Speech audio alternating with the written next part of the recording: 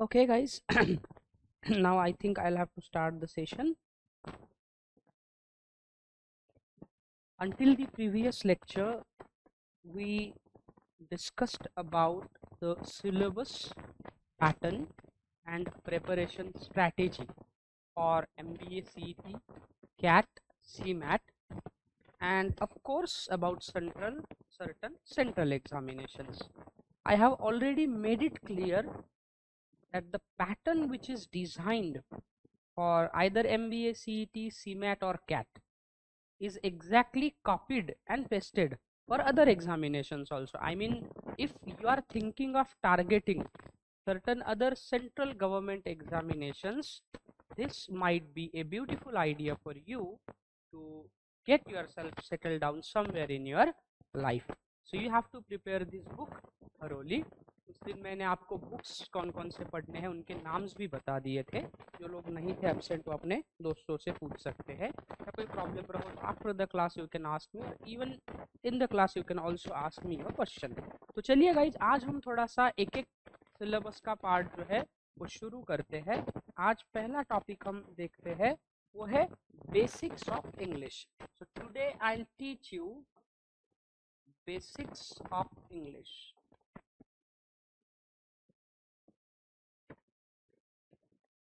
Now, अब basics of English की जब भी हम बात करते हैं दोस्तों, तो हमें एक चीज यहाँ पर समझना जो है वो बहुत ज़्यादा ज़रूरी है.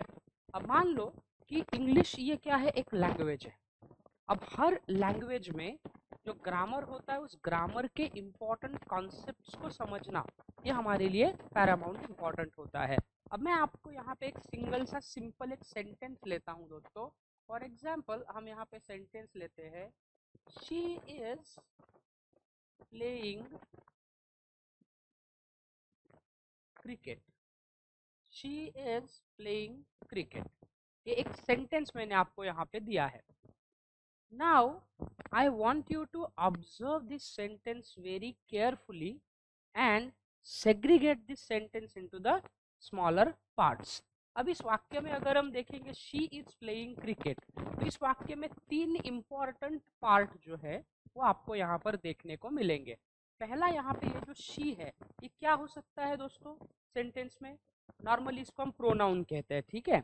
अब आपको पता है कि वाक्य में जो नाउन होता है उस नाउन के रिपीटिशन को हम अवॉइड करने के लिए क्या यूज करते हैं? प्रोनाउन यूज करते हैं. So pronoun is basically a word or a part of speech which is used instead of a noun in a sentence to avoid its repetition. उसके लिए हमें यूज करते हैं. अब she जो है ये सेंटेंस में क्या है दोस्तों? It act as the subject of the sentence. सब्जेक्टला आपण मराठीमध्ये कर्ता असं म्हणत असतो. सब्जेक्ट का काम क्या होता है? अब देखिए, शी इज प्लेइंग क्रिकेट. अगर मैंने आपको क्वेश्चन पूछा हु इज प्लेइंग क्रिकेट, कौन क्रिकेट खेल रहा है, आपका आंसर क्या आएगा? She is playing cricket. म्हणजे कुठल्याही वाक्यामध्ये कोणता कर्ता आहे हे तुम्हाला जाणून घ्यायचं असेल तर तुम्ही त्या वाक्याला कशाने प्रश्न विचारता? हु ने प्रश्न विचारता. ठीक आहे. Who is playing cricket, she is playing cricket. पण या वाक्यामध्ये शी हे वाक्यामध्ये सब्जेक्ट आहे. तसंच आपण इजचा जर विचार केला तर इज हा वाक्यामध्ये काय आहे? हेल्पिंग वर्ब आहे. काय आहे? हेल्पिंग वर्ब, सहाय्यकारी क्रियापद. बेसिकली इज का काम होता है टेंस फॉर्मेशन के लिए हेल्प करना. वही अगर हम प्लेइंग की बात करेंगे तो ये प्लेइंग क्या है दोस्तों? सेंटेंस का मेन वर्ब है. क्या है? मेन वर्ब है. और क्रिकेट जो है ये सेंटेंस में ऑब्जेक्ट का काम करता है. ऑब्जेक्ट म्हणजे काय? कर्म ज्याला आपण म्हणतो. तो एक बात आपको यहाँ पर समझना है कि किसी भी ग्रामर के सेंटेंसेस में और in any English sentence you need to have 3 important parts. कौन कौन से पार्ट होने चाहिए आपके पास? कौन से पार्ट होने चाहिए? पहला तो आपके पास क्या होना चाहिए? सब्जेक्ट होना चाहिए. दूसरा सेंटेंस में क्या होना चाहिए? वर्ब होना चाहिए. और तीसरा सेंटेंस में क्या होना चाहिए? ऑब्जेक्ट होना चाहिए. मतलब सब्जेक्ट, ऑब्जेक्ट और वर्ब, ये 3 इम्पॉर्टेंट पार्ट जो है इनका सेंटेंसेस में होना बहुत ज़रूरी है. जैसा अभी हमने चाय बनाई है, चाय में आपने दूध मिला दिया है, पानी मिला दिया, उसमें तुलसी के पत्ते मिला दिया और कुछ मिला दिया, लेकिन आप उसमें चाय पत्ती का जो पाउडर है ना, टी पाउडर, वही डालना आप भूल गए, तो क्या वो चाय बनेगा? वो तो उबलता हुआ पानी ही तैयार हो जाएगा ना। चाय के लिए ज़रूरी है कि उसमें चाय पत्ती का होना चाहिए। उसी प्रकार से आपको ध्यान रखना है कि किसी भी सेंटेंसेस में तीन इंपॉर्टेंट क्या होते हैं, एस्पेक्ट होते हैं। अब एक एक चीज़ों को हम थोड़ा सा गौर से समझने की कोशिश करते हैं। अब सबसे पहले समजते हैं सब्जेक्ट. सब्जेक्टला मराठीमध्ये आपण कर्ता असं म्हणतो. कर्ता म्हणजे नेमकं काय? वाक्यामध्ये कृती करणाऱ्या शब्दाला आपण काय म्हणतो, कर्ता म्हणतो. तो सब्जेक्ट का बेसिक फंक्शन क्या होता है, what does a subject do in a sentence? Subject does a particular activity in a sentence. वाक्यामध्ये एखादी कृती करण्याचं काम हे कोणाद्वारे केल्या जातं, कर्त्याद्वारे केल्या जातं. सब्जेक्ट क्या करता है स्पेसिफिकली, सब्जेक्ट का काम होता है किसी भी एक्शन को परफॉर्म करना. तो हम सब्जेक्ट को कैसे डिफाइन कर सकते हैं, हम इसे नॉर्मली कह सकते हैं subject is an action doing word. क्या कह सकते हैं हम इसे, subject is an action doing word. या इसको और में क्या कह सकते हैं हम, subject is an action doing word or a word which does something in sentence. A word which does something in sentence. कोई ऐसा शब्द जो वाक्य में कुछ करता है उसे हम क्या कह सकते हैं, उसे हम सब्जेक्ट कह सकते हैं. ये हमको ध्यान में रखना बहुत जरूरी है. अ word which does something in sentence उसे भी हम कहते हैं सब्जेक्ट कहते हैं. क्या कहते हैं, सब्जेक्ट उसे कहते हैं. अब देखिए गाइस, कभी कभी क्या होता है कि वाक्य जिसके बारे में बोला जाता है, the whole sentence sometimes is being spoken about subject. म्हणजे या वाक्यामधून मी शी जर काढून टाकला, तर मान लो मैंने शी प्रोनाउन को निकाल दिया, इज प्लेइंग क्रिकेट. क्या आपको कोई सेंस तैयार होता है, कोई मीनिंग मिलता है वहां पे? नहीं मिलता है. इसका मतलब ये होता है कि सब्जेक्ट का सेंटेंस में होना बहुत जरूरी है. और किसी भी सेंटेंस जो है, पूरा सेंटेंस किसके बारे में बोला जाता है, सब्जेक्ट के बारे में. सब्जेक्ट की हम और डेफिनेशन कैसे कर सकते हैं, subject is a word or words. Subject is a word or words about which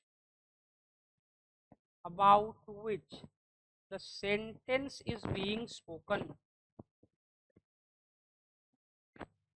About which the sentence is spoken. मतलब क्या होता है, सब्जेक्ट ऐसा वर्ड है जिसके बारे में पूरा वाक्य बोला जाता है. म्हणजे वाक्य ज्याच्याबद्दल बोलल्या जातं त्याला सुद्धा आपण काय म्हणू शकतो, सब्जेक्ट असं म्हणू शकतो. और सब्जेक्ट का बेसिक फंक्शन होता है वाक्य में एक्शन को परफॉर्म करना, वाक्य में कोई कृति करना, यही सब्जेक्ट का मेन फंक्शन है. अब देखिए दोस्तों, हम वाक्य जो है, तो हमारे वाक्य में हम अलग अलग प्रकार के क्या करते हैं, सब्जेक्ट जो है वो यूज करते हैं. अब मैं आपको वो जो अलग अलग सब्जेक्ट्स है उनके बारे में थोड़ा सा क्या करता हूँ, जानकारी यहाँ पे देता हूँ. ठीक है. अब जैसा पहला सब्जेक्ट हम यूज करते हैं आय. आयचा अर्थ काय होतो, मी. मराठीमध्ये आपण याला मी म्हणतो. तो हम आय कब यूज करते हैं, when you want to talk about oneself. खुद के बारे में बात करना है तो आय आएगा. हम थोड़ी कहते हैं कि जैसा मेरा नाम मनोज है, तो मैं ये थोड़ी कहूंगा कि Manoj studies 15 hours a day. मैं ये कहूंगा I study 15 hours a day. ठीक है. हम ये थोड़ी कहेंगे Manoj is a good singer. अब मैं खुद के बारे में बोलते हुए मेरा नाम थोड़ी लूंगा, मैं कहूंगा I am a good singer. मतलब क्या हुआ, when you talk about your self, when you talk about a person, I mean जब वन सेल्फ स्वतःसाठी जेव्हा आपण बोलतो, स्वतःचा उल्लेख करतो, तेव्हा आपण वाक्यामध्ये काय वापरतो, आय वापरतो. तो I is use for one self. म्हणजे स्वतःबद्दल बोलायचं असेल तर आपण आय वापरतो. ठीक है. दूसरा है हमारे पास वी. वीचा अर्थ होतो आम्ही, हम अशा अर्थाने वापरतो. वी कब यूज करते हैं, जब दो या दो से ज्यादा लोग है इंक्लूडिंग आय. आपण म्हणतो ना, आपण सगळे, आम्ही सगळे विद्यार्थी आहोत, आपण सगळे विद्यार्थी आहोत. We is used for more than two. is used for more than two.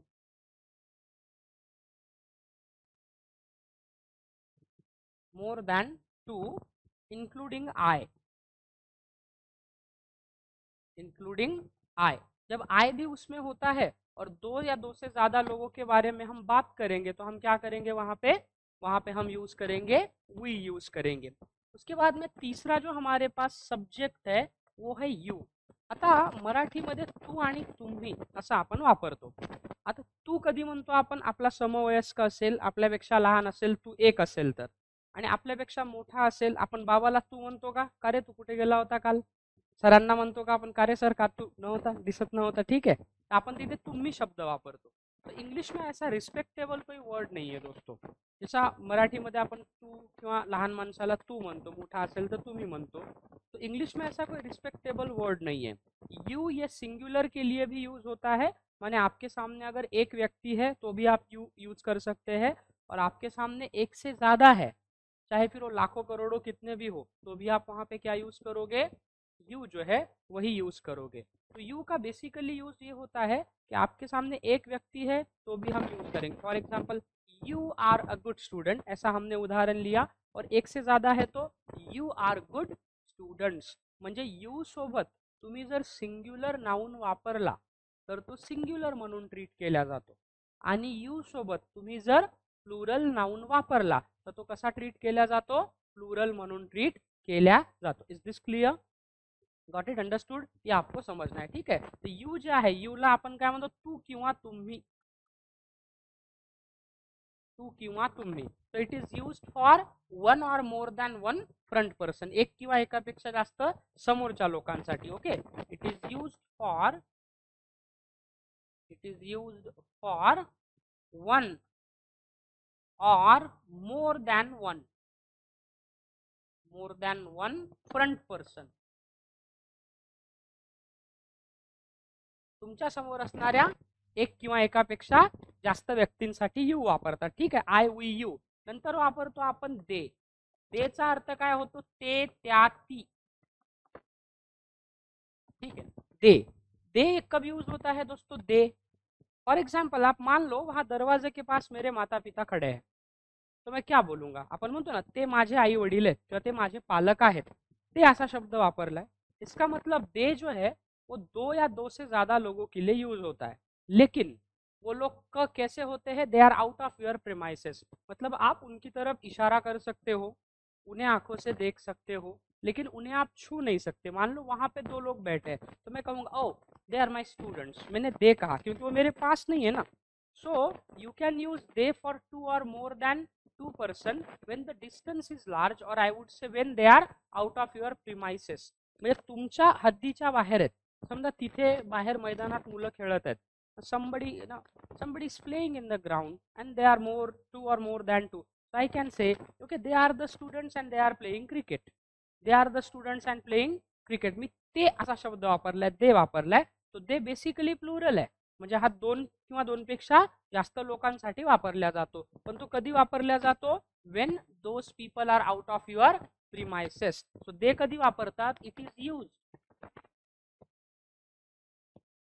For two और more than two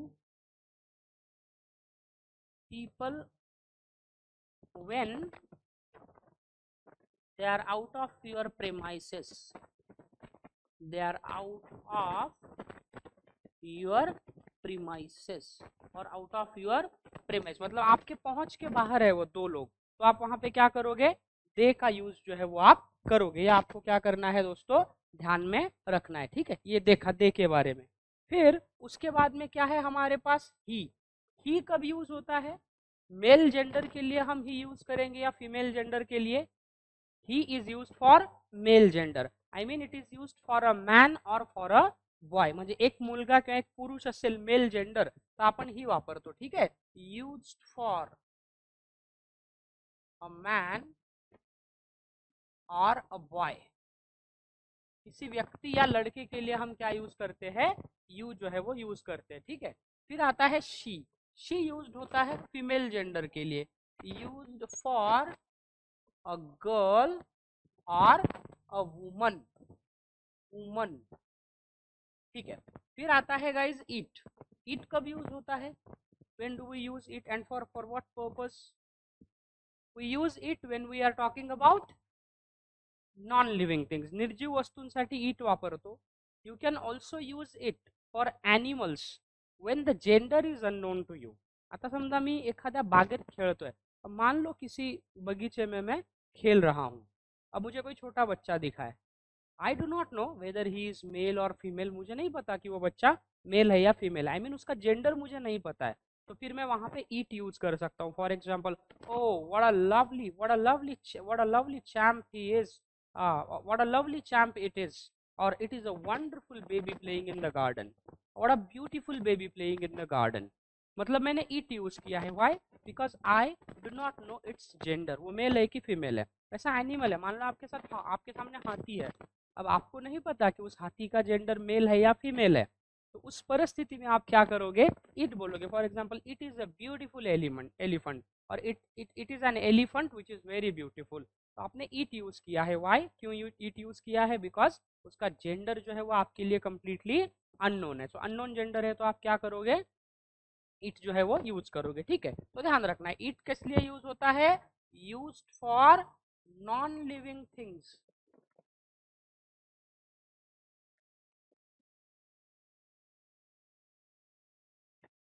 And for animals,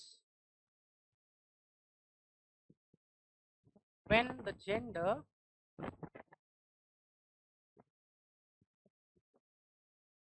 is not known.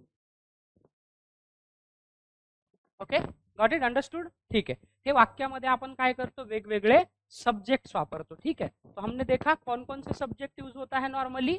I, we, you, they, he, she, it, और किसी व्यक्ति का नाम, noun use कर सकते हैं हम. ये देखा हमने सब्जेक्ट के बारे में. किसके बारे में? सब्जेक्ट के बारे में. आया समझ में आपको? तो आप किसी व्यक्ति का या तो नाम यूज कर सकते हैं या तो फिर अलग अलग वहां पे ये सब्जेक्ट यूज कर सकते हैं. अब ये जो सब्जेक्ट मैंने अभी आपको बताए, इनको पर्सनल प्रोनाउन भी कहा जाता है. They are also known as personal pronoun. क्यों कहा जाता है पर्सनल प्रोनाउन? क्योंकि पर्सन के लिए यूज होते हैं ना.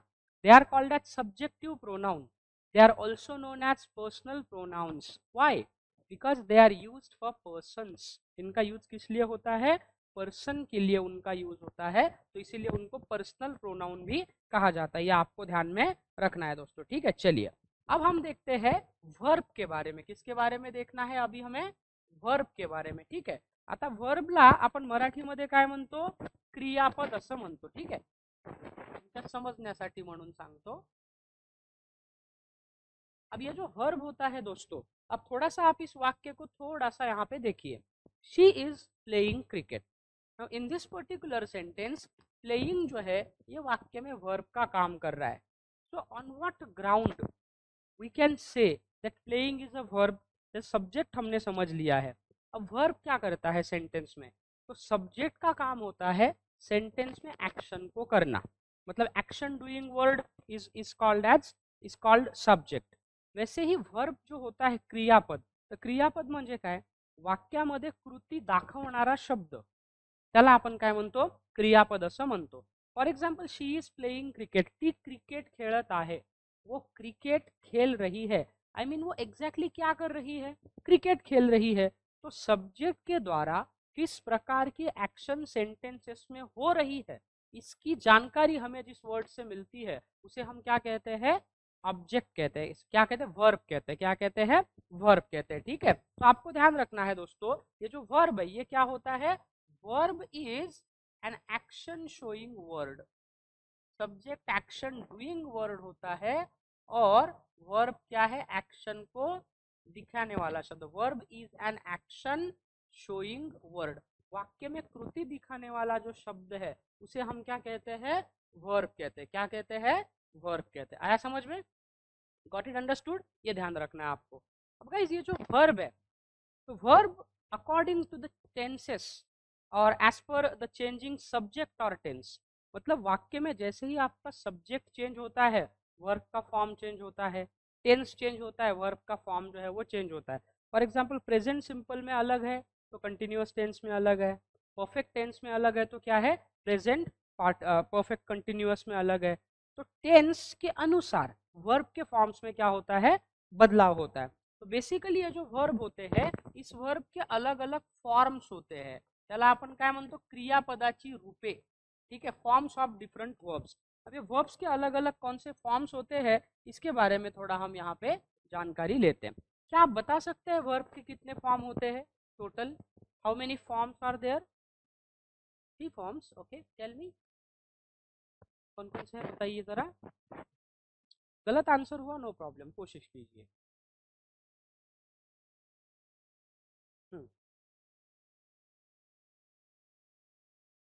चौथा going, I go to Mumbai, I went to Mumbai yesterday. My friend has gone to Mumbai and I am going to Mumbai. Okay? तुम बताओ, नाम बताओ ना उनकी, पहला फॉर्म का नाम क्या है, दूसरे का नाम क्या है? अच्छा, नाम नहीं पता था, खाली फॉर्म पता है, ठीक है। किसी को पता है? 5 बताओ कौन कौन से। वो तो पहला ही फॉर्म है, ये शीट नाउन के बाद ही यस यस लगता है उसे, ठीक है। चलो कोई बात नहीं, मैं बताता हूँ। गाइस देखिए, इसे आप लोगों की शुरुआती है ना, अभी एकदम शुरुआती है। शायद इसके पहले आप लोगों ने ग्रामर कितने तवज्जो से पढ़ा, मुझे उसका इल्म नहीं है। मैं आपको पढ़ाने की कोशिश कर रहा हूँ, इसीलिए मैंने आपको पहले दिन ही बोला था कि मैं बेसिक भी पढ़ाऊंगा। क्यों? क्योंकि क्या है, ऐसा नहीं आप लोगों को नहीं आता है, आप लोगों को आता है, बट रिवीजन ना होने के कारण, ज़्यादा स्टडी ना होने के कारण भूल जाते हैं। ये हमने स्कूल कॉलेजेस में पढ़ा है, तब ध्यान होगा। वो भी ज़्यादातर ये इंग्लिश मीडियम में ग्रामर की किताबें होती है तो ही पढ़ाया जाता है। जो जिला परिषद वाले वगैरह होते हैं ना मेरे जैसे, जिन लोगों ने गवर्नमेंट स्कूल से 250 रुपये में पूरी पढ़ाई की, उन लोगों को ज़्यादातर ये सिखाया भी नहीं जाता है, तो इसीलिए थोड़ा दिक्कत हो जाती है। कोई प्रॉब्लम नहीं, अभी तक हम जिंदा है, चिंता करने की कोई बात नहीं है। अब देखिएगा, इसे वर्ब के अलग अलग फॉर्म्स होते हैं। वर्ब का जो पहला फॉर्म होता है उसे कहते हैं प्रेजेंट फॉर्म ऑफ वर्ब, या उसे बेस फॉर्म कहते हैं। पहला फॉर्म क्या है? प्रेझेंट फॉर्म ऑफ वर्ब और बेस फॉर्म। त्याला मराठीत म्हणतो आपण क्रियापदाचे वर्तमान काळी रूप। आपके समझने के लिए हम इसे V1 समझ लेते हैं, ठीक है। दूसरा जो वर्ब का फॉर्म होता है उसे कहते हैं पास्ट फॉर्म। पास्ट फॉर्मला आपण तुमच्या समजण्यासाठी V2 लावूया। तिसरा जे आहे तो काय असतो? पास्ट पार्टिसिपल, त्याला आपण V4 म्हणूया। और चौथा जो है उसे कहते हैं प्रेजेंट पार्टिसिपल, ठीक है। ये V3 है, ठीक है, समझने के लिए। ये वाला V3 है, और ये जो है प्रेजेंट पार्टिसिपल, ये क्या है? V4 में आता है। किस में आता है दोस्तों? ये V4 में आता है, ठीक है। ये समझना है आपको। जो पांचवा होता है उसे क्या कहते हैं? Infinitive form. क्या कहते हैं इसे? Infinitive form, V5। और जो 6 नंबर का है उसे कहते हैं जेरंड, इट इज V6। ऐसे क्या होते हैं? अलग अलग वर्ब्स के फॉर्म्स जो है वो देखने को मिलते हैं, ठीक है। ये 6 फॉर्म्स आपको ध्यान रखना है। Present form which is also called as base form, क्रियापदाचे वर्तमान काळी रूप। पास्ट फॉर्म, क्रियापदाचे भूतकाळी रूप। पास्ट पार्टिसिपल, क्रियापदाचे पूर्ण रूप जो कंप्लीट सेंटेंस में यूज होता है।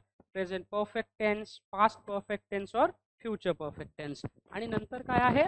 Present participle. प्रेजेंट पार्टिसिपल म्हणजे काय? क्रियापदाचे ING रूप, नंतर इन्फिनेटिव आणि नंतर जेरंड, ठीक है। चलिए मैं आपको एक वर्ब लेता हूँ, उदाहरण के तौर पे हम लेते हैं वॉक, ठीक है। वॉक, वॉक हे क्रियापदाचं पहिलं रूप आहे। दुसरं रूप काय असेल? वॉक्ड, ईडी लागला त्याला। तिसरं रूप पण काय आहे? वॉक्ड। चौथं वॉकिंग। पांचवं to walk. अब देखिए दोस्तों, infinitive form, how will you create an infinitive form of the verb? Verb का पहला फॉर्म ले लीजिए, बेस फॉर्म या प्रेजेंट फॉर्म।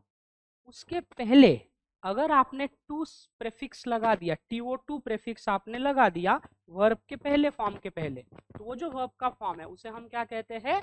Infinitive form. क्या कहेंगे उसे? इन्फिनेटिव फॉर्म हम कहेंगे। ये आपको ध्यान रखना है, ठीक है। For example infinitive to walk, to walk ये क्या है? इन्फिनेटिव फॉर्म है वर्ब का।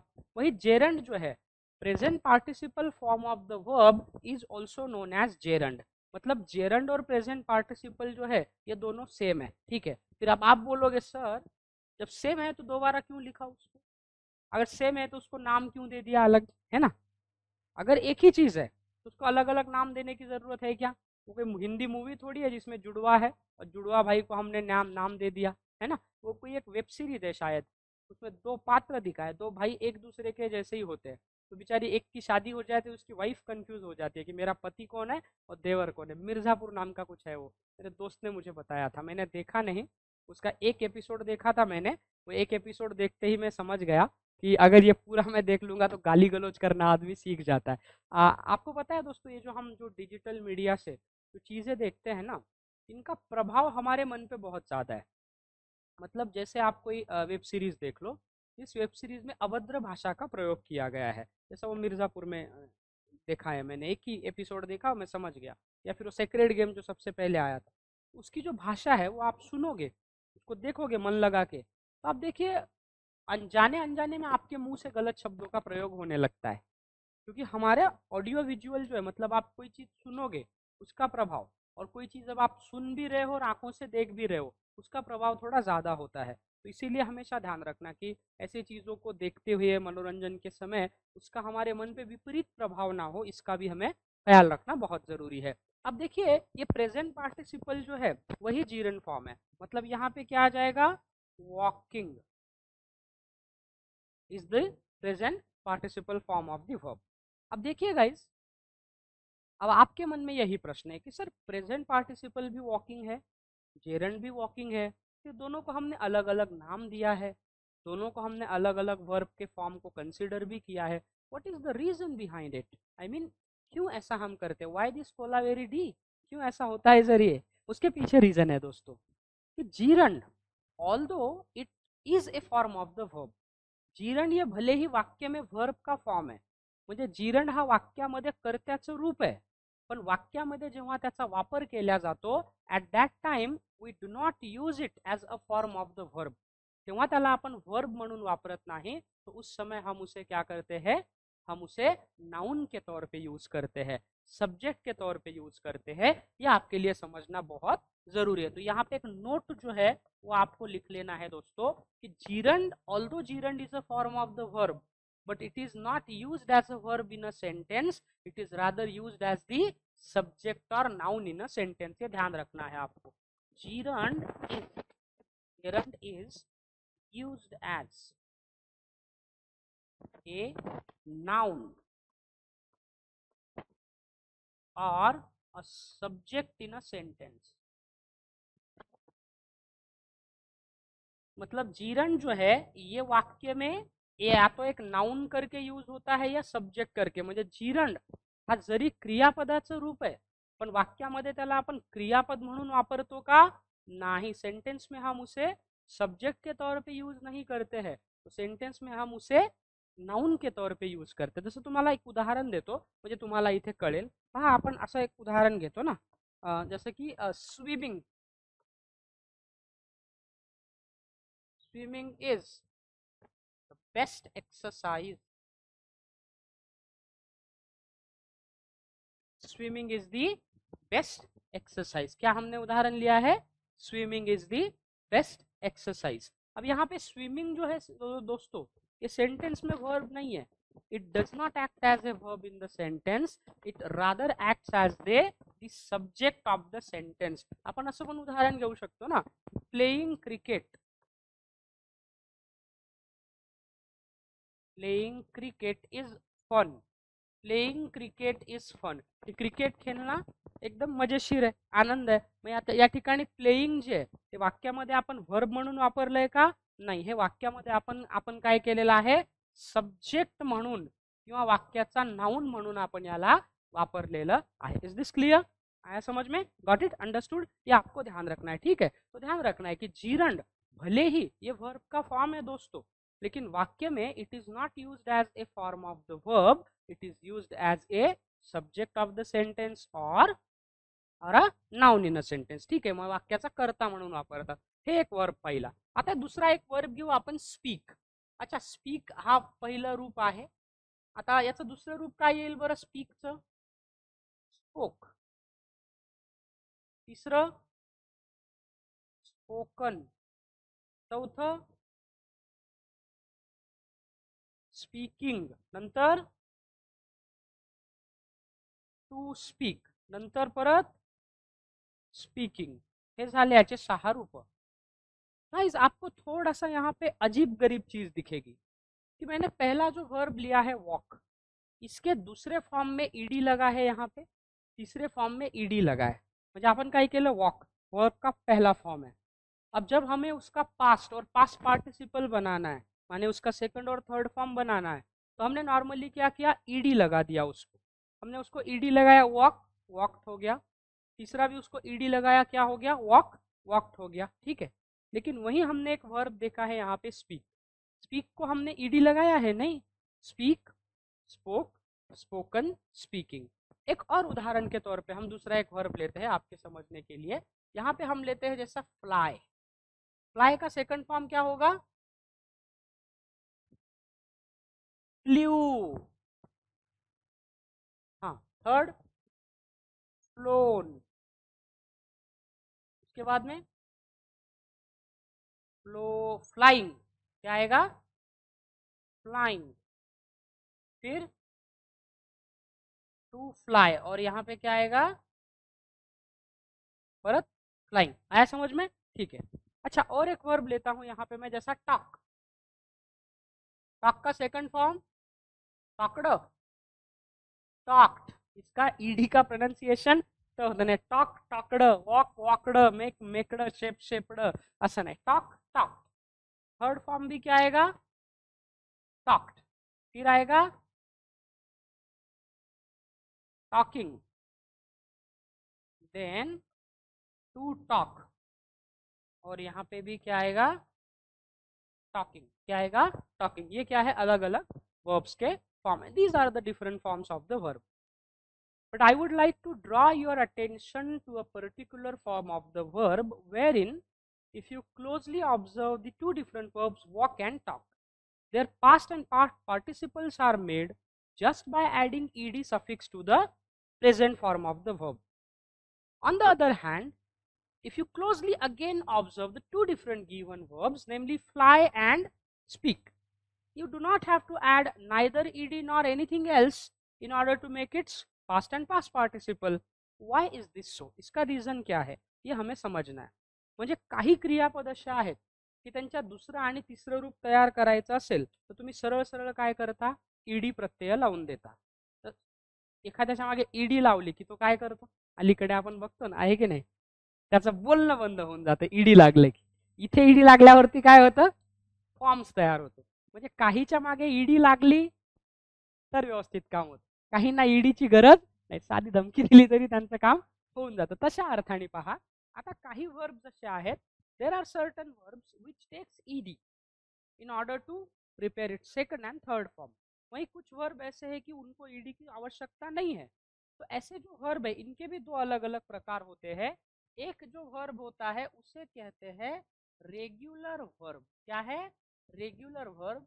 और दूसरा जो वर्ब है दोस्तों उसे कहते हैं इरेग्युलर वर्ब. क्या कहते हैं, irregular verb.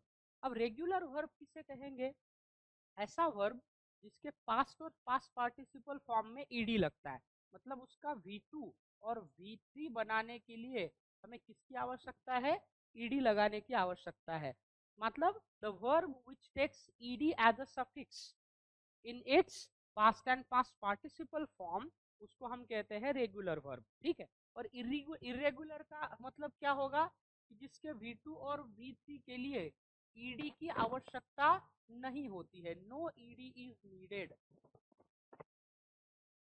No ED is needed, no ED is needed. तो उसे हम क्या कहते हैं, इरेगुलर वर्ब. क्या कहते हैं, इरेगुलर वर्ब. ये आपको समझना है, रेगुलर और इरेगुलर का डिफरेंस हमने यहाँ पे समझा है, रेगुलर और इरेगुलर का डिफरेंस. आया समझ में, गॉट इट. ठीक है. ऐसे बहुत सारे वर्ब है, जैसे कि हम उदाहरण लेते हैं जैसे टीच. टीच, हाँ, टीच का सेकंड फॉर्म क्या होगा, टॉट. थर्ड फॉर्म टॉट, और फोर्थ फॉर्म टीचिंग. ओके. अब देखिएगा, इस कुछ वर्ब ऐसे होते हैं, some verbs they are both regular as well as irregular. कुछ वर्ब ये रेगुलर भी होते हैं, इरेगुलर भी होते हैं। जैसे मैं आपको एक उदाहरण के तौर पे बताता हूँ, स्पेसिफिक एग्जांपल है, हम लेते हैं लर्न। लर्न का सेकंड फॉर्म क्या होगा? Learn. Third form learn, and then fourth form learning. वही इसका रेगुलर फॉर्म भी है, लर्न, लर्नेड। तीसरा भी क्या है? लर्नेड। और चौथा लर्निंग। मतलब इसके अलग अलग क्या है? फॉर्म्स है। तो कुछ वर्ब ऐसे होते हैं, वो गिने चुने वर्ब है, उसका मैं एक रेडीमेड नोट्स आपको दे दूंगा, वो आपको पढ़ना है, वहाँ पे ज़्यादा सिर खपाने की ज़रूरत नहीं है। जो इम्पोर्टेंट है, जो एग्जाम्स में नॉर्मली पूछे जाते हैं, जहाँ पे हमारा कन्फ्यूजन होता है, उसका एक नोट्स मैंने बनाया है, दैट आई शेयर यू। मतलब वो प्रिंट दे के वो आपको प्रिंट में कल दे दूंगा खुद, डोंट वरी अबाउट इट, ठीक है। अब और एक उदाहरण देता हूँ, जैसे मैं आपको, जैसा आप उदाहरण लेते हैं rise, RISE, rise. Second form क्या आएगा इसका? राइज, रोज, RISE, रोज। ओके, देन थर्ड राइजन, और फोर्थ राइजिंग, ठीक है। अच्छा, और एक वर्ब लेते हैं यहाँ पे हम, RAISE, रेज। का ये second form raise, third form raise, और चौथा रेजिंग। क्या आएगा? रेजिंग। आया समझ में?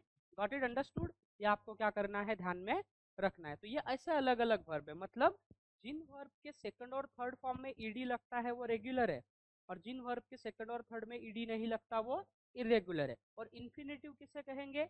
वर्ब का पहला फॉर्म ले लो, जैसा वॉक आपने ले लिया, then you need to add to as a prefix before it, ठीक आहे।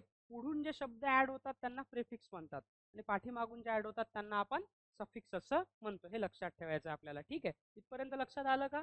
समझ गए आप यहाँ पे? ठीक है। तो ये हमने देखा गाइस वाक्य में वर्ब के बारे में, मतलब हमने क्या क्या देखा? सब्जेक्ट देखा, वर्ब देखा। अब उसके बाद में हमने देखना है object. She is playing, she is playing what? She is playing. तसं वाक्यामध्ये कर्ता कोण आहे हे ओळखायचं असेल तर हू ने प्रश्न विचारायचा। Okay, who is playing cricket? She is playing cricket. Then what is she doing? ती काय करत आहे? She is playing cricket. तर कर्म म्हणजे काय? पहा, कर्ता कृती करतो, क्रियापद कर्त्याद्वारे कोणती कृती होत आहे हे दाखवतो, आणि कर्म काय करतो? कर्म हे वाक्यामध्ये ऍक्शनला रिसीव करतो, ऍक्शनला काय करतो? रिसीव करतो। अलग का लक्षामध्ये? वो वाक्य में सेंटेंस को क्या करता है? रिसीव करता है। ये आपको ध्यान में रखना जरूरी है, वो सेंटेंस में रिसीव करता है एक्शन को, ठीक है। अब देखिए, कर्ता के द्वारा कोई एक्टिविटी हो रही है, अब वो एक्टिविटी किसी ना किसी पे तो होगी ना। मतलब कोई व्यक्ति खेल रहा है, क्या खेल रहा है? क्रिकेट खेल रहा है। जैसे आई एम ईटिंग अ मैंगो, मैं आम खा रहा हूँ, मतलब खाने वाला कौन है? मैं। कौन सी प्रक्रिया हो रही है? खाने की। और किस पे हो रही है? आम पे हो रही है। So I am eating a mango, म्हणजे कर्त्याद्वारे केलेली कृती ज्याच्यावर केल्या जाते त्याला आपण काय म्हणतो? ऑब्जेक्ट म्हणतो, कर्म असं म्हणतो। याचा अर्थ काय आहे मित्रांनो? इथे यहाँ पे एक चीज आपको ध्यान रखना है, ये जो ऑब्जेक्ट होता है ना, ऑब्जेक्ट का काम होता है एक्शन को रिसीव करना, तो हम इसे कहते हैं एक्शन रिसीविंग वर्ड।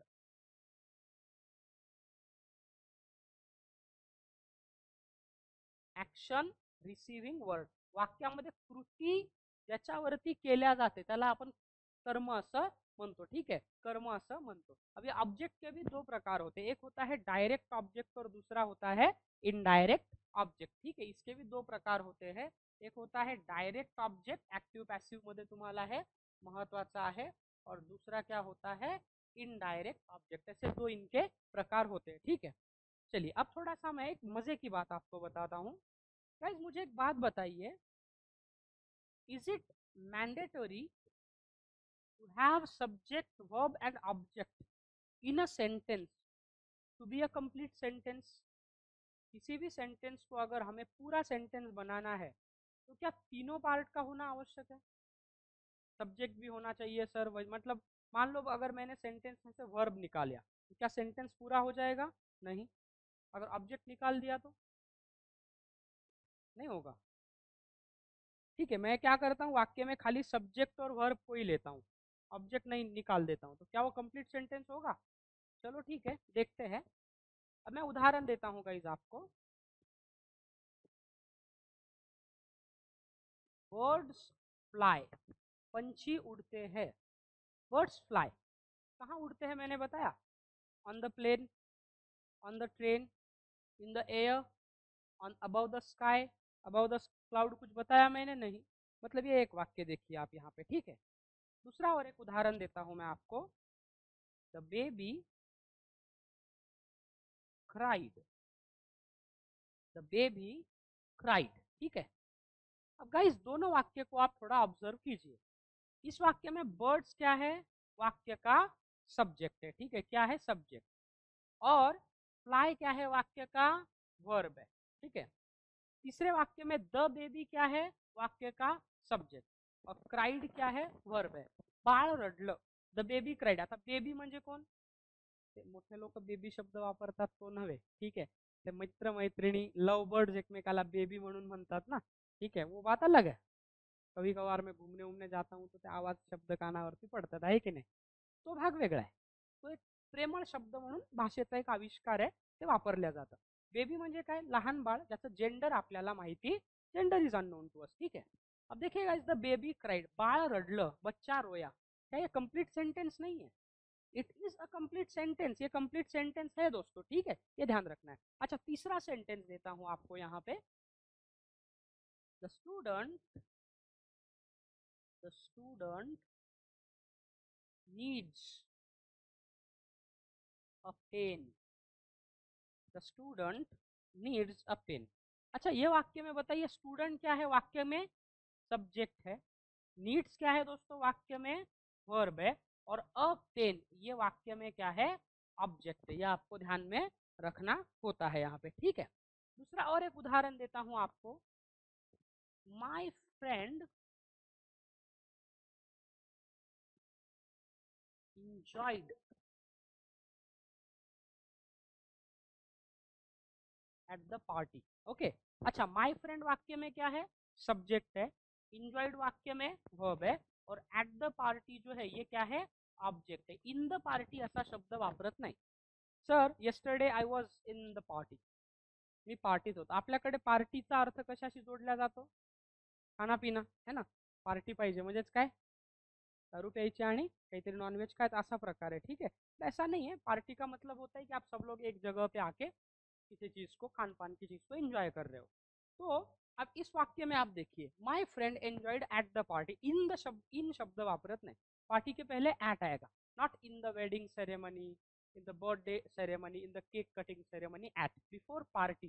कुठलीही पार्टी असू द्या, रिफ्रेशर पार्टी असेल, अजून काय काय बर्थडे पार्टी असेल, ब्रेकअप झाल्याची पण पार्टी देतात आजकल लोग, ठीक है। एक एक मेरे दोस्त है, मेरे को बुलाया था उसने, उसका ब्रेकअप हो गया था, उसने पार्टी दिया था कि चलो मैं खाना खिलाता हूँ सबको। वेगवेगळे मानसिकतेची लोक असतात। कोई भी party, I am just telling you, party अगर शब्द है तो एट आएगा, इन नहीं आएगा, अदरवाइज वो कॉमन एरर होगा। अब आप गाइस इन सेंटेंसेस को थोड़ा क्लोजली देखिए। ये जो यहाँ पे पहला और दूसरा सेंटेंस है, इनमें क्या है? केवल सब्जेक्ट और वर्ब है। ओनली सब्जेक्ट एंड वर्ब है। और सब्जेक्ट और वर्ब होने के बावजूद भी ये दोनों कैसे है? कंप्लीट सेंटेंस है। ये दोनों कैसे है? कंप्लीट सेंटेंस है, ठीक है। अब यहाँ पे हमने वाक्य में सब्जेक्ट भी यूज किया है, वर्ब भी यूज किया है, ऑब्जेक्ट है। तो इन दोनों में क्या है? सब्जेक्ट है, वर्ब है और ऑब्जेक्ट, ये तीनों पार्ट हमने यहाँ पे यूज किया। तो आपको एक चीज यहाँ पे ध्यान रखना है, almost all English sentence must contain a subject and a verb. मतलब अगर आपको एक कंप्लीट सेंटेंस बनाना है तो क्या होना चाहिए? सब्जेक्ट और वर्ब होना चाहिए। Without subject, without verb, a sentence cannot be said to a complete sentence. म्हणजे ऑब्जेक्ट असला काय आणि नसला काय फरक पडत नाही। पण मराठीमध्ये मात्र आपण काय करतो? पूर्ण वाक्य असेल तर आपण कर्म वापरतो, but it is not mandatory in English. Compulsory आणि मॅन्डेटोरी या दोन शब्दात फरक आहे। कंपल्सरी म्हणजे पाहिजेच, पण मॅन्डेटोरी म्हणजे काय? कायद्याने एखादी गोष्ट सक्तीची केली असेल। मॅन्डेटोरी म्हणजे काय? ते नसलं तर काही काम पुढे होणार नाही। तर इथे मॅन्डेटोरीच आहे ना, ग्रामरच्या नियमानुसार ते मॅन्डेटोरी आहे। जर समजा तुम्ही वाक्यामध्ये सब्जेक्टच काढला तर जमेल का? नीड्स अ पेन, पण कोण, हू, व्हॉट माहित नाही ना आपल्याला। कंपल्सरी म्हणजे the speaker thinks that it is important, for example carrying your pen and notebook in the class is compulsory असं मला वाटतं. पण मॅन्डेटोरी म्हटलं तर नियमानुसार आहे की नाही, आहे की नाही. For example you should come to the lecture at the time and it is mandatory, मतलब रूल के अनुसार. और नॉर्मली है तो फिर मेरा ओपिनियन है, किसी का ओपिनियन है तो कंपलसरी शब्द आएगा. ठीक है, तो इन दो वाक्यों में क्या है दोस्तों, ऑब्जेक्ट भी है. तो हमेशा ध्यान रखना, जरूरी नहीं कि सेंटेंसेस में ऑब्जेक्ट हो या मान लो हम कहते हैं क्या करते हैं, जरूरी नहीं कि उसमें सब्जेक्ट ऑब्जेक्ट और वर्ब हो. सब्जेक्ट और वर्ब का होना बहुत ही इंपॉर्टेंट होता है वाक्य में. आया समझ में? ठीक है, ये थोड़ा नोट कर लोगे तो ठीक रहेगा आपके लिए. कर लिया आप लोगों ने?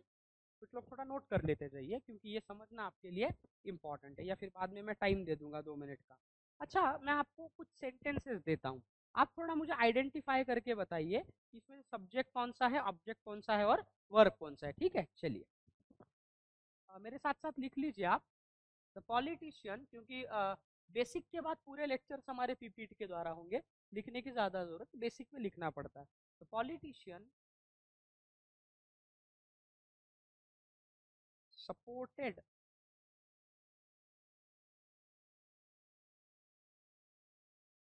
New taxes.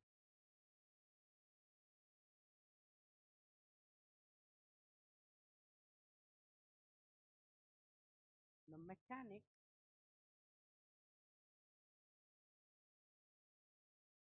repaired the engine.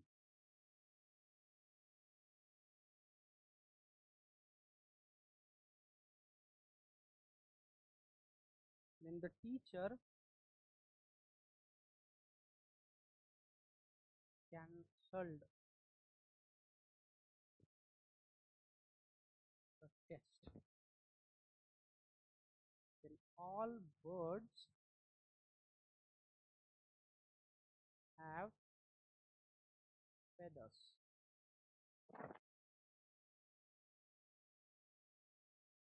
The earthquake destroyed the village.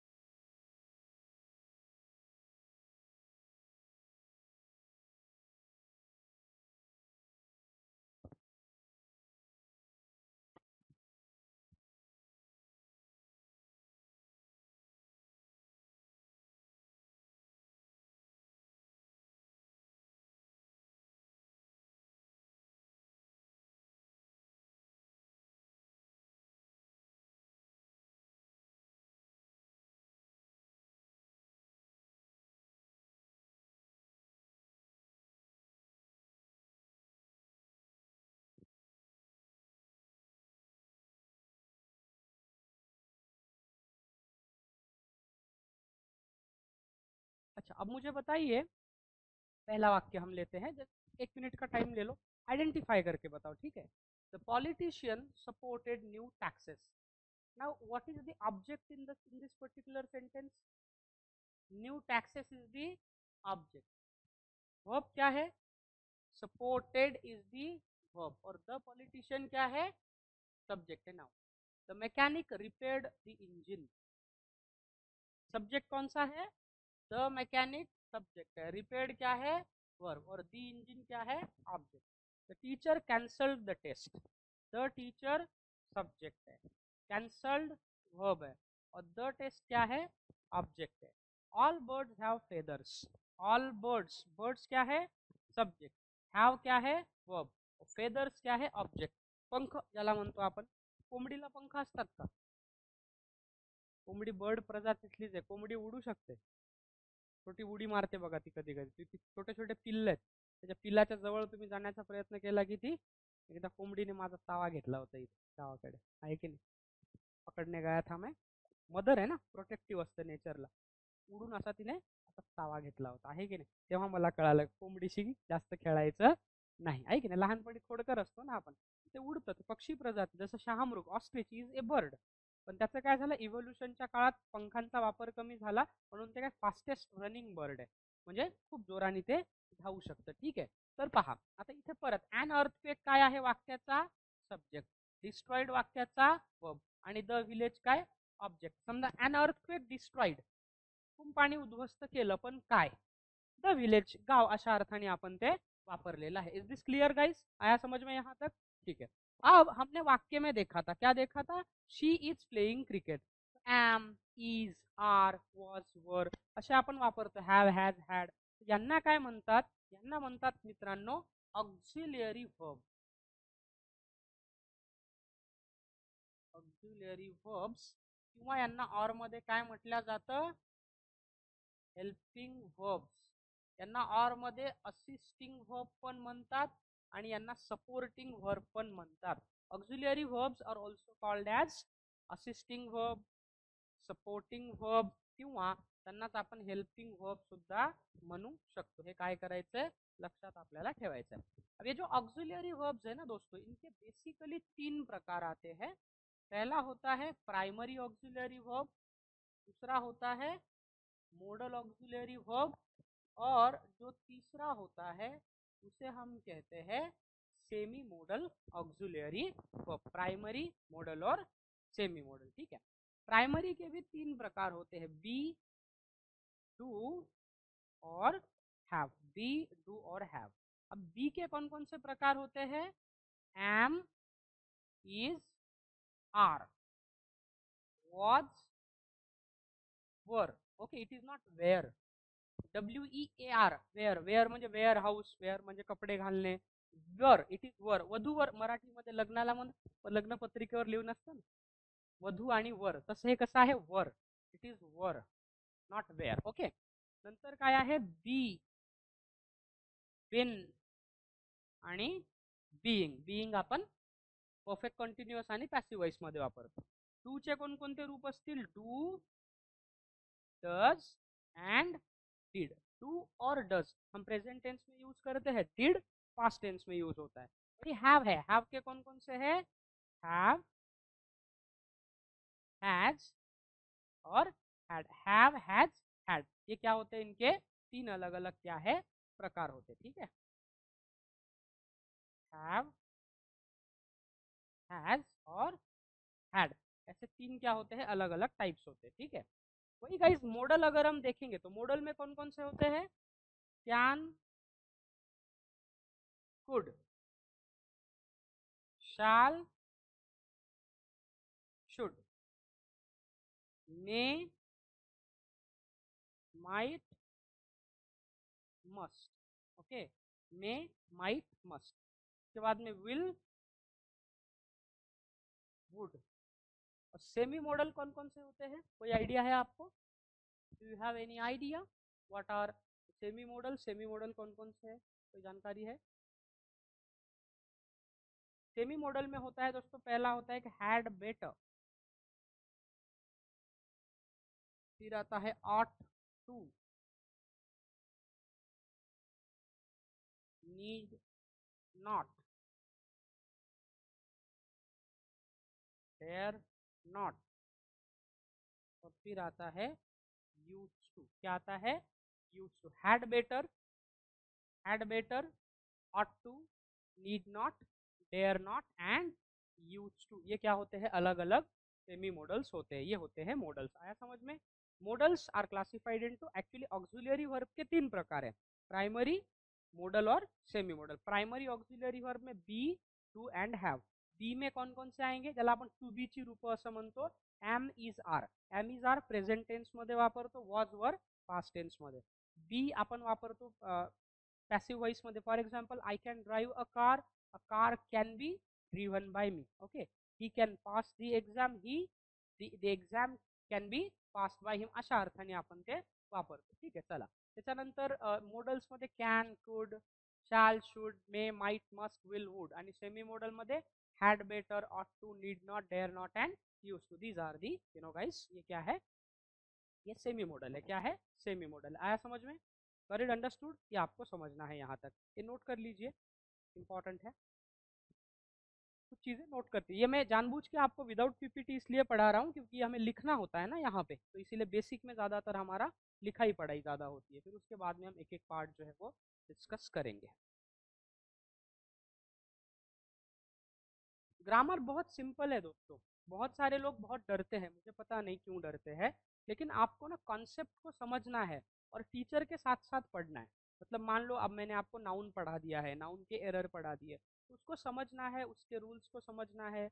जहाँ भी आपको कोई डिफिकल्टी आती है मुझे पूछना है और फिर थोड़े से क्वेश्चन सॉल्व करना है। आप थोड़ा थोड़ा ऐसे करोगे ना तो 1.5-2 महीने में देखिए आपका जो डर है ग्रामर के प्रति वो दूर हो जाएगा। और कोई भी कम्पिटिटिव एग्जाम्स में ग्रामर तो है ही, चाहे आप चपरासी का एग्जाम क्यों ना दे दो उसमें भी आपको ग्रामर पढ़ना है। इसीलिए आप अगर अच्छे प्रिपेयर करोगे ना तो लाइफ टाइम आपको ये काम में आएगा। मान लो बहुत से लोग प्राइवेट में जाके काम करते हैं एमबीए के बाद, वहाँ भी एप्टीट्यूड टेस्ट होता है, कम्युनिकेशन स्किल का टेस्ट है। गवर्नमेंट में भी इंटरनल प्रमोशन के लिए भी आपको एग्जाम देना है ना। अब मान लो किसी डेप्यूटी कलेक्टर को अगर कलेक्टर बनना है प्रमोशन के लिए तो वहाँ पे भी एग्जाम्स होता है। तो ये नॉलेज आपको वहाँ पे हेल्पफुल होगा। दोस्तों आया समझ में यहाँ तक? ये देखा हमने सेंटेंस के पार्ट क्या होते हैं और कैसा उसका भाग है।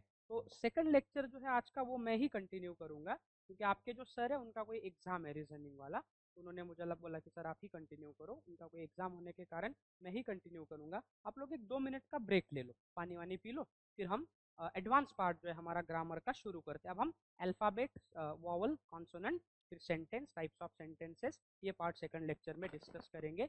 You can have 2-3 minutes break, ठीक है? अब ब्रेक ले लो, पानी वानी पी के वापस आ जाइए यहाँ पे।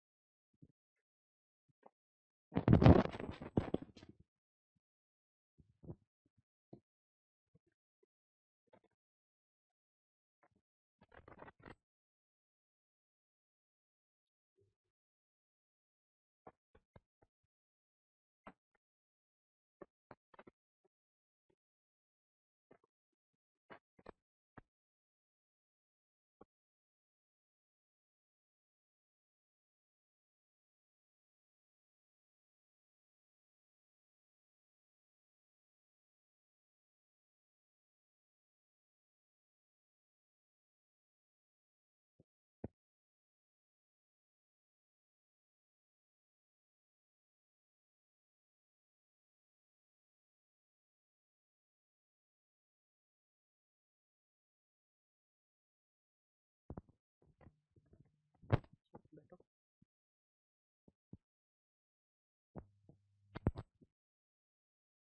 ओके, हो गए सब लोग? फ्रेश हो गए? Okay. So once again, I welcome you all in the second session. As I instructed you that the lecture for reasoning will not be held today due to certain unavoidable circumstances. Hence, I am shouldering the responsibility of teaching you the English grammar in continuation with our first lecture. Okay, तो हमने पहले lecture में sentences के analysis को देखा है। तो एक बार एक क्विक रिवीजन कर लेते हैं ताकि हमको आगे बढ़ने में आसानी हो जाए। हमने देखा कि सेंटेंस में 3 इंपॉर्टेंट पार्ट होते हैं, subject, verb and object. Subject is basically a word which does a particular action in a sentence. वाक्य में किसी एक्शन को परफॉर्म करने वाला जो वर्ड है उसे हम सब्जेक्ट कहेंगे। या कभी कभार हम सब्जेक्ट को ऐसे भी डिफाइन कर सकते हैं, एन एक्शन डूइंग वर्ड, वाक्यामध्ये कृती करणारा शब्द। और पूरा जो सेंटेंस है वो किसके बारे में बोला जाता है? सब्जेक्ट के बारे में ही बोला जाता है। The whole sentence is being spoken about the subject, ठीक है? उसके बाद में देखा हमने कि हम अलग अलग सब्जेक्ट को सेंटेंसेस में यूज करते हैं। What are those different subjects? I, we, you, they, he, she, it और नाउन है। तो ही मेल जेंडर के लिए यूज होता है, she is use for female gender, it is used for neuter gender or lifeless thing.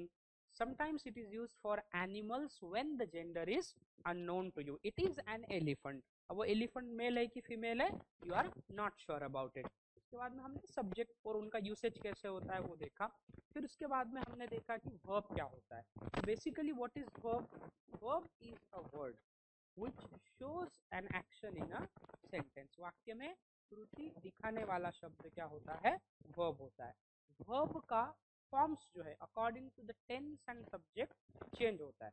मतलब आपका tense present tense में अलग फॉर्म है, वही आप पास्ट में जाओगे तो अलग है, फ्यूचर में जाओगे तो अलग है। तो वर्ब के टोटल कितने फॉर्म्स होते हैं? There are 6 forms of the verbs. कौन कौन से फॉर्म्स बताए थे मैंने आपको? वर्ब के 6 फॉर्म कौन कौन से थे? हमने देखा था 6 फॉर्म से। कौन कौन से? Present form which is also called as base form of the verb, then past form, past participle, present participle, infinitive and gerund. अब जेरंड और प्रेजेंट पार्टिसिपल दोनों के फॉर्म सेम है, उनके फॉर्म्स में कोई बदलाव नहीं है. But gerund is although a form of the verb, but it is not used as a verb in the sentence. It is rather used as a noun or a subject in a sentence. ये आपको ध्यान रखना है. Infinitive कैसे आप तैयार करोगे? Verb का पहला फॉर्म ले लेना है. पहले फॉर्म के पहले अगर आपने टू प्रेफिक्स लगा दिया तो क्या तैयार हो जाता है? इन्फिनेटिव तैयार हो जाता है. ये आपको ध्यान में रखना होता है. So infinitive, how do you make it? Just take the base form of the verb and add to prefix before it. It turns out to be the infinitive form of the verb. ये आपको ध्यान रखना है. फिर हमने देखा regular और irregular verb. Regular verb किसे कहते हैं बताइए आप लोग. What do you mean by a regular verb? Very good. The verb which takes ED for its past and past participle form. म्हणजे एखाद्या क्रियापदाच्या दुसऱ्या आणि तिसऱ्या रूपासाठी जर ईडी प्रत्यय वापरावा लागत असेल त्याला आपण काय म्हणतो? Regular verbs. What about irregular verbs? Irregular verbs कशाला म्हणतो आपण? जिस वर्ब के सेकंड और थर्ड फॉर्म के लिए, मतलब पास्ट और पास्ट पार्टिसिपल के लिए आपको ईडी लगाने की जरूरत नहीं, उसे हम क्या कहेंगे? कहेंगे इरेग्युलर. और कुछ वर्ब्स ऐसे होते हैं वो रेगुलर भी है, इरेगुलर. इसका नोट्स में कल आप लोगों को दूंगा तो आपको सारा वो क्लियर हो जाएगा, क्योंकि इतने सारे रेगुलर इरेगुलर वर्ब्स क्लास में देखना हमारे लिए due to the I mean से टाइम थोड़ा कंस्ट्रेंट होने के कारण हम वो नहीं देखेंगे. ठीक है. उसके बाद में हमने देखा कि कुछ रेगुलर है, इरेगुलर है. For example learn, learn, learn, learning. Irregular form है, यहाँ पे ईडी नहीं लगा. और यहाँ पे लर्न, लर्नेड, लर्नेड और लर्निंग. तो यहाँ पे अगर ईडी लगता है तो ये क्या है? रेगुलर है. ये भी हमने यहाँ पे डिस्कस किया है. ठीक है. उसके बाद में जेरन का यूसेज डिस्कस किया. ऑब्जेक्ट क्या होता है? एक्शन रिसीविंग वर्ड है. सब्जेक्ट एक्शन परफॉर्म करता है, वर्ब एक्शन को दिखाता है और ऑब्जेक्ट एक्शन को रिसीव करता है, इसीलिए हम उसको एक्शन रिसीविंग वर्ड कहते हैं. ये ध्यान रखना है आपको. ठीक है. चलिए आगे बढ़ते हैं दोस्तों. नाउ पर हमने देखा कि ऑक्सिलरी वर्ब क्या है. Auxiliary verb, it is also called as helping verb, it is also called as supporting verb, also called assisting verb. Auxiliary verbs are divided into three subtypes. Primary auxiliary verbs, modal और semi modal. Primary के और तीन type से be, do and have. तो do के do, does, did. Do और does present tense में use होता है, डीड पास्ट टेंस में. हैव कहाँ पे यूज होता है? Have, has, had. हैव और हैज प्रेजेंट में, हैड पास्ट टेंस में यूज होता है. वही बी के फॉर्म्स कौन कौन से? Am, is, are, was, were, not wear. वधू आणि वर, तसा वर. नंतर काय? बी, बीन और बी. ये आपको ध्यान में रखना है दोस्तों. चलिए अब आगे बढ़ते, उसका एडवांस पार्ट जो है थोड़ा सा हमें वो देखना है. Now let us discuss the advance part. अब हम एक एक पार्ट देखते हैं. पहला हम देखते हैं अल्फाबेट क्या है. ओके, अल्फाबेट क्या है तो आप बता सकते हो मुझे? अल्फाबेट क्या होते हैं? ये alphabet, what do you mean bye alphabet? कितने अल्फाबेट होते? त्याला मुळाक्षर म्हणतो आपण मराठीमध्ये. वर्णमाला, वर्णमाला आहे ना मराठीमध्ये, कोणकोणती? अ, आई, मग त्याच्यानंतर क, ख, गण आहे की नाही? येतं का मराठीतलं? का विसरले सगळे? बरेच मुलं विसरून जातात. कदाचित माझंही बोलताना चुकून जाईल. शाळेत शिकलो त्यानंतर कधी गरज नहीं पडली त्याची. ठीक है. मुझे तो मराठी ग्रामर पढ़ने का कभी मतलब अवसर नहीं मिला, बट आता है मुझे. मैंने पर्सनल स्टडी की, बट किसी एग्जाम पॉइंट ऑफ व्यू के लिए कभी करने की कोई नौबत मुझ पे नहीं आई. ठीक है. तो अल्फाबेट है कि जिस एग्जाम का मैं प्रिपरेशन करता हूँ वहाँ पे ग्रामर या ये सारी चीज़ें होती नहीं है. हमको खाली ऑप्शनल सब्जेक्ट होता है मेंस में, तो ये झंझट का कोई काम ही नहीं होता है. चलिए अब अल्फाबेट की अगर हम बात करेंगे तो अल्फाबेट कितने हैं टोटल? टोटल 26 अल्फाबेट है दोस्तों. अल्फाबेट की शुरुआत होती है ए से और एंड कहाँ पे होता है? जेड तक. अब मैं ये पूरा अल्फाबेट लिखूंगा नहीं यहाँ पे, अदरवाइज इट साउंड जैसे हम नर्सरी में बैठे हैं और सीख रहे हैं एबीसीडी. तो अल्फाबेट शुरू होता है ए से लेके जेड तक एक्चुअली. अब ए से जेड तक के अल्फाबेट के बारे में अगर हम सोचेंगे तो ये 26 लेटर्स है. ठीक है. 26 सिंबल्स है एक्चुअली. तो 26 जो सिंबल है इनको हम अल्फाबेट कहते हैं. अभी अल्फाबेट के भी दो क्लासेस आते हैं या दो टाइप्स हम जिसे कह सकते हैं. एक जो क्लास होता है उसे कहते हैं वॉवल. क्या कहते हैं? वॉवल. त्याला आपण म्हणतो स्वर. और दूसरा जो है उसे कहते हैं कॉन्सोनंट. कॉन्सोनंटचा मराठीत अर्थ काय होतो? व्यंजन. तसं आता मराठीमध्ये स्वर कोणकोणते आहेत? अ, आ, ई, ई, आता पहा याचा उच्चार करताना पण तुम्ही लोक गडबड करता. इंग्लिश में भी वही है, उसी को वॉइस एंड ऍक्सेंट कहा जाता है. तर आपल्याला जर म्हटलं एखाद्याला अ आई म्हण, अ आई उ असं म्हणून तो मोकळा होतो. पण समजा आता तुम्ही उदाहरण घ्या, एक आहे ई, ठीक आहे, आणि एक आहे ई, एक आहे उ आणि दुसरा आहे उ. त्याला कोणी वाचून दाखवेल का मला? कसं वाचशील बळा याला? ई, हा, थोडासा त्याचा स्ट्रेस जास्त असतो. ठीक आहे, फॉर एक्झाम्पल ई ई, उ उ, तसंच इंग्लिशमध्ये असतं. इंग्लिशमध्ये जो आय आहे, आय आय हा कसा आहे, शॉर्ट वावल. फॉर एक्झाम्पल मी समजा शब्द घेतला इथे सिट, तर मी काय म्हणणार, सिट डाऊन, सिट. लांबवतो का मी त्याला, सिट, ओके ना, सिट डाऊन शॉर्टमध्ये. पण समजा मी जर समजा इथे ई घेतलं तर ई, ई हा लॉंग आहे. For example S E A T, आता ई आणि ए हे दोन्ही वावल एकत्र आले.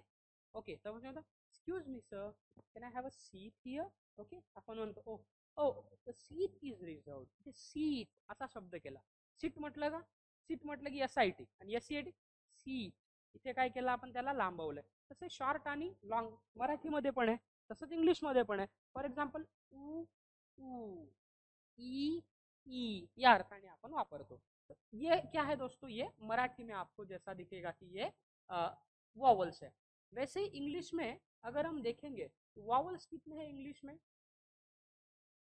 इंग्लिश में 5 वॉवल्स है. अच्छा, आपको लगेगा सर ये वॉवल्स की क्या आवश्यकता है? तो अगर आपको वॉवल और कॉन्सोनेंट का डिफरेंस नहीं पता है, आर्टिकल्स में आपकी पूरी वाट लग सकती है. मतलब आर्टिकल्स का करेक्ट यूसेज एडवांस लेवल पे, if you wanna understand the usage of articles at an advanced level, you must also understand to segregate the vowel sound and consonant sound starting within a word. Only then you will be able to use articles effectively, otherwise you are bound to make mistakes. ठीक है, अब देखिए कितने vowels है हमारे पास normally, A E I O and U. ये 5 क्या है हमारे पास, वॉवल्स है दोस्तों. वही 5 को छोड़ के बाकी जो बचे हैं 21, ये क्या है, कॉन्सोनेंट्स है. तो there are 5 vowels in English and 21 consonants. कितनी कॉन्सोनेंट्स है, 21, और वॉवल्स कितने हैं हमारे पास, 5 वॉवल्स है. ये आपको ध्यान में रखना है दोस्तों यहाँ पे. अब देखिए ये है vowels. Now my question to all of you is, alphabet मधल्या 26 सिंबल्स पैकी मी फक्त 5च वॉवल्स निवडले. या जे लिंग्विस्ट किंवा ग्रामॅरियन है उन्होंने 5 ही यहाँ पे चुने हैं. यार बी ये वॉवल नहीं है, C is not a vowel, in fact D is not a vowel, F is not a vowel, but A is a vowel, E is a vowel, A E I O U यांनाच आपण vowel का म्हणतो बरं? हे काय पंतप्रधानांच्या जवळचे आहेत का?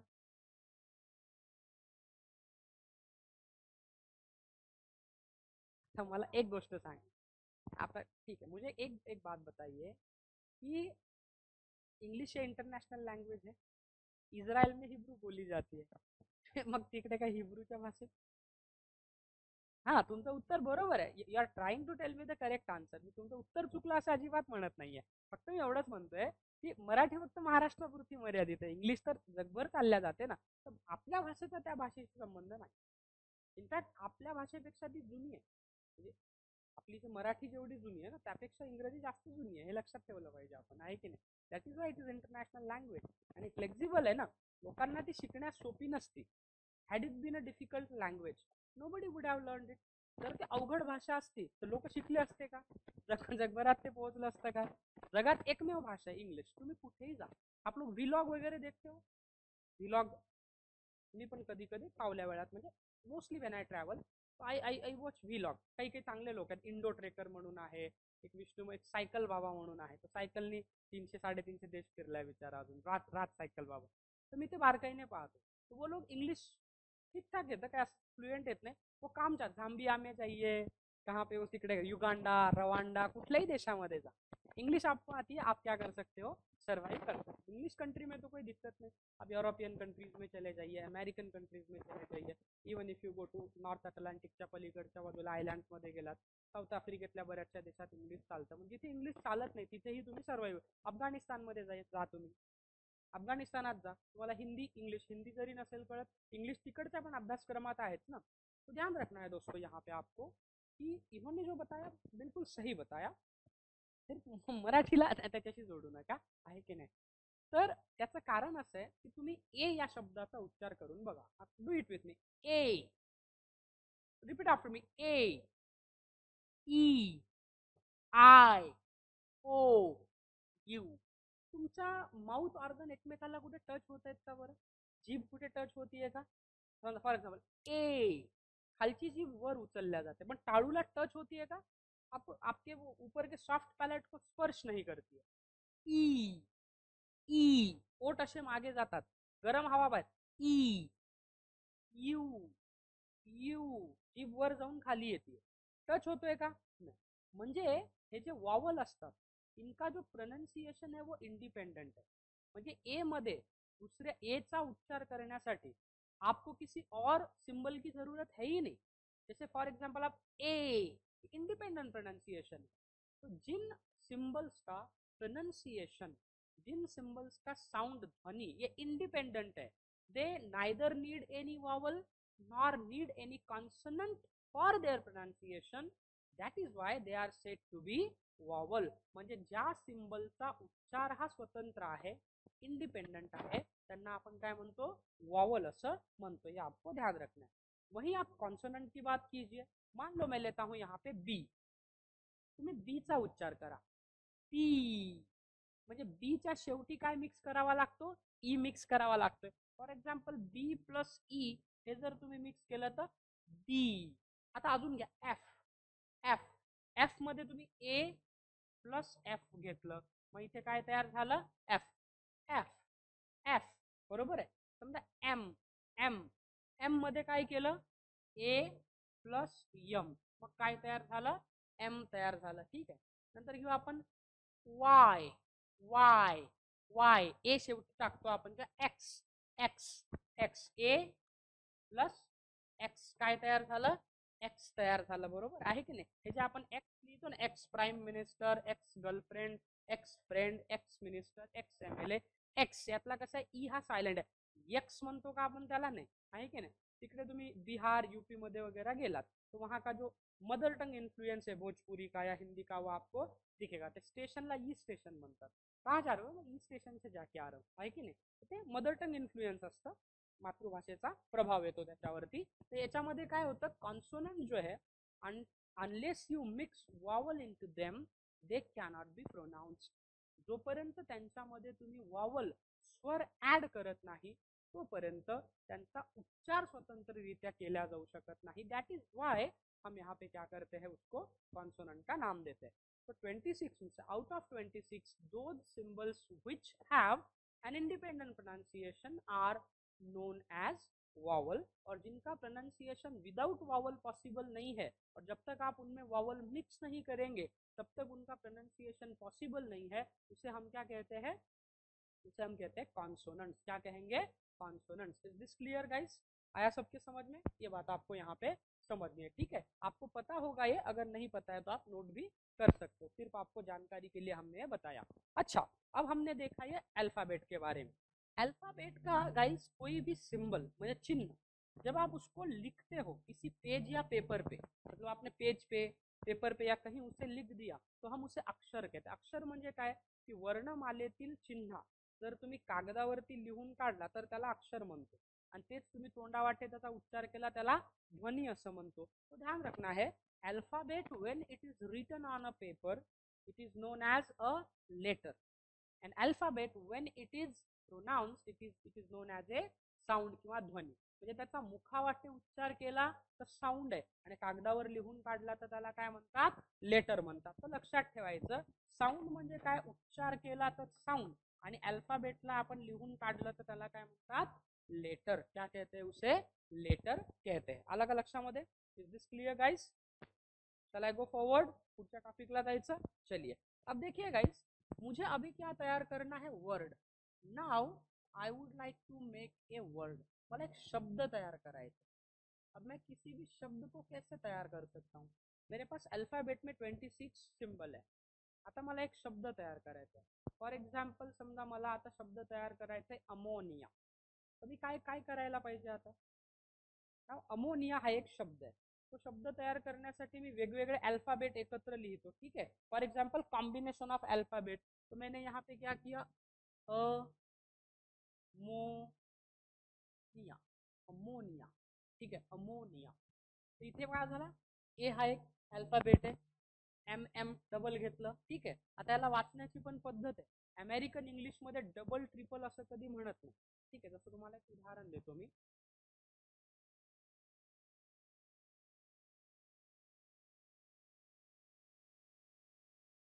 समजा हा एक नंबर आहे समजा. ठीक आहे, एक काल्पनिक नंबर लिहिलाय मी.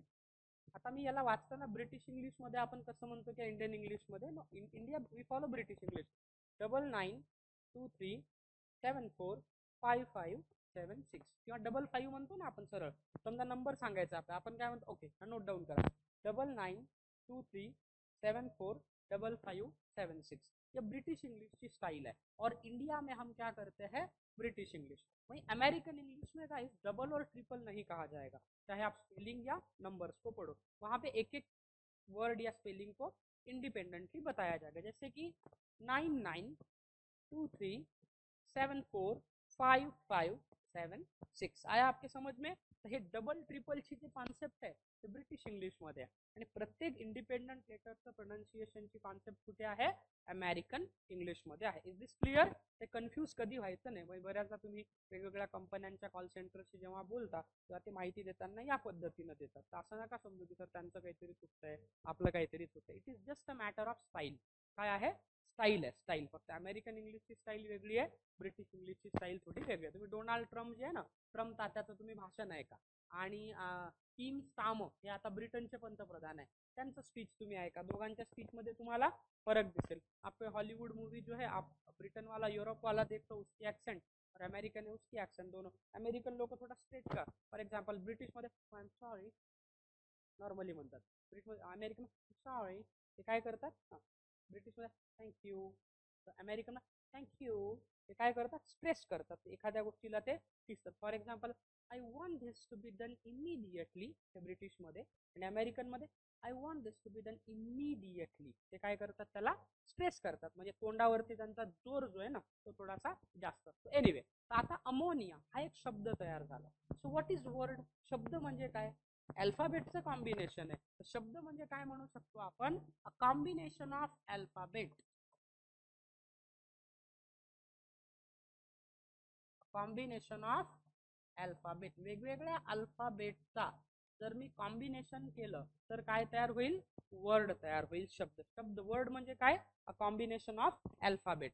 अब गाइस ये एक वर्ड है यहाँ पे.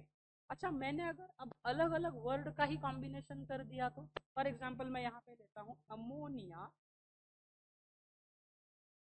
Is a formless odorless gas. Ammonia is a formless and odourless gas. अमोनियाला काही विशिष्ट वायू असतो का, त्याला स्वतःचा वायू नाही. H2S गॅस पास केला की त्याला थडक्या अंड्यासारखा वास येतो. ठीक आहे, फॉर्मलेस. आता हे काय झालं इथे, अमोनिया हा एक वर्ड झाला, इज ये भी एक वर्ड है, फॉर्मलेस ये भी एक वर्ड है, ओडरलेस ये भी एक वर्ड है. ओडरलेस म्हणजे सुगंधहीन, त्याला सुगंध नसतो. तुम्हाला कधी एक प्रश्न पडला असेल, जनरली इन्व्हेस्टिगेशन स्क्वॉड मध्ये डॉग्स वापरतात, माणसं का नहीं वापरत, कसे मेल? ठीक.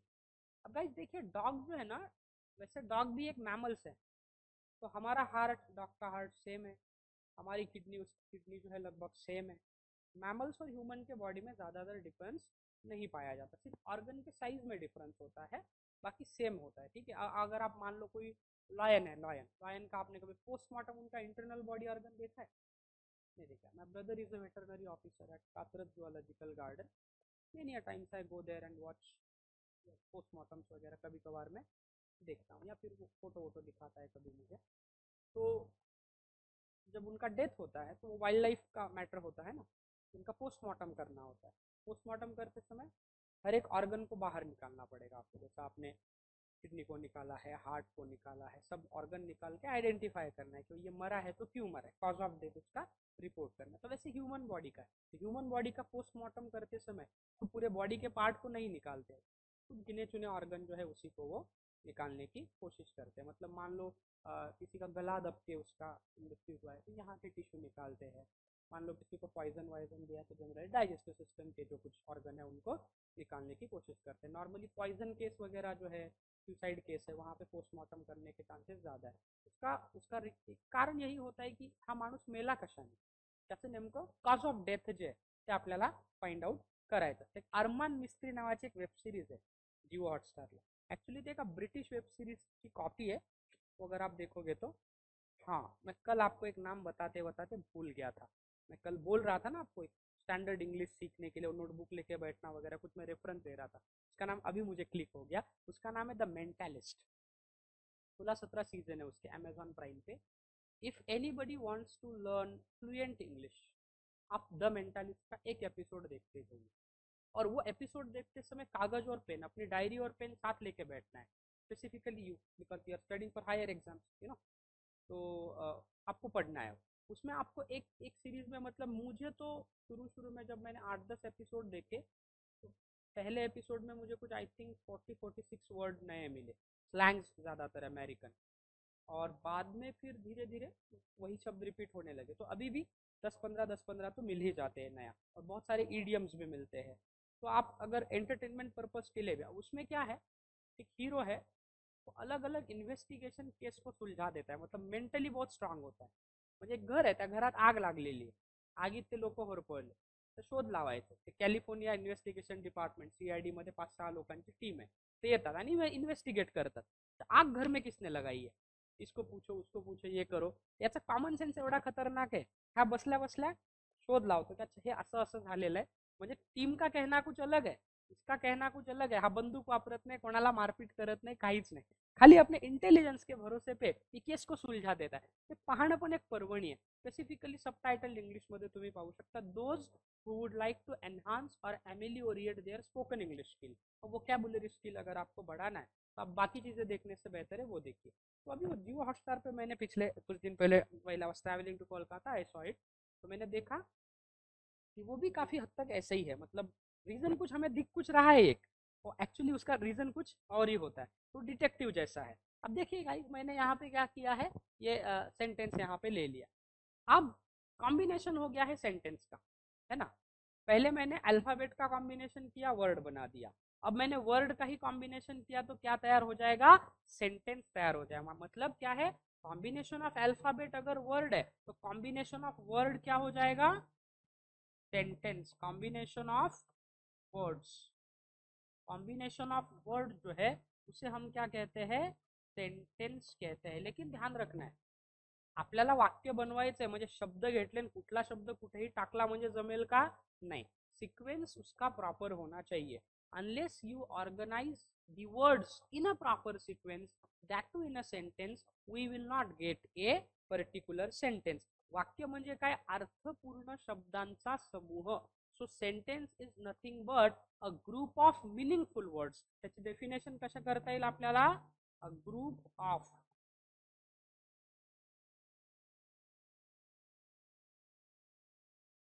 ग्रुप ऑफ मीनिंगफुल वर्ड्स, अर्थपूर्ण शब्दांचा समूह म्हणजेच काय, वाक्य ज्याला म्हणतो आपण। अब ये जो सेंटेंसेस है गाइस, ये अलग अलग प्रकार के, एक होता है असर्टिव सेंटेंस, देन होता है इंटरोगेटिव, इंटरोगेटिव के भी अलग अलग प्रकार है, फिर इंपरेटिव है, एक्सक्लेमेटरी है, लेट सेंटेंस है, ऑप्टेटिव सेंटेंस है। There are different types of sentences, उसके क्या है अलग अलग क्या होते हैं, प्रकार होते हैं। इज दिस क्लियर, यहाँ तक समझ में आया सबको, ठीक है, समझ में आया।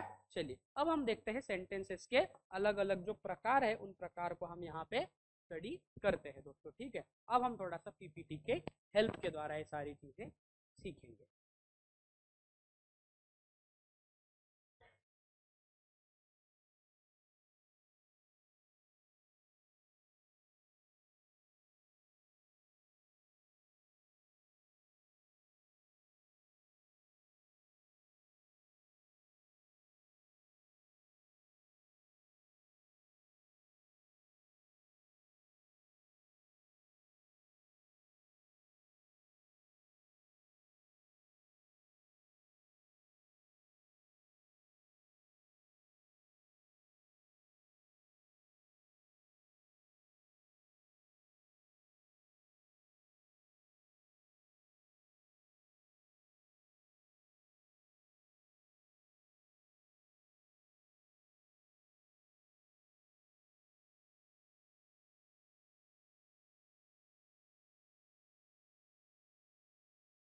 अब हम देखेंगे टाइप्स ऑफ सेंटेंसेस। उसमें सबसे ज्यादा एडवांस। अब टाइप्स ऑफ सेंटेंसेस अगर आपको नहीं आए तो दो चीजें कभी नहीं आएगी, डायरेक्ट इनडायरेक्ट और change the voice.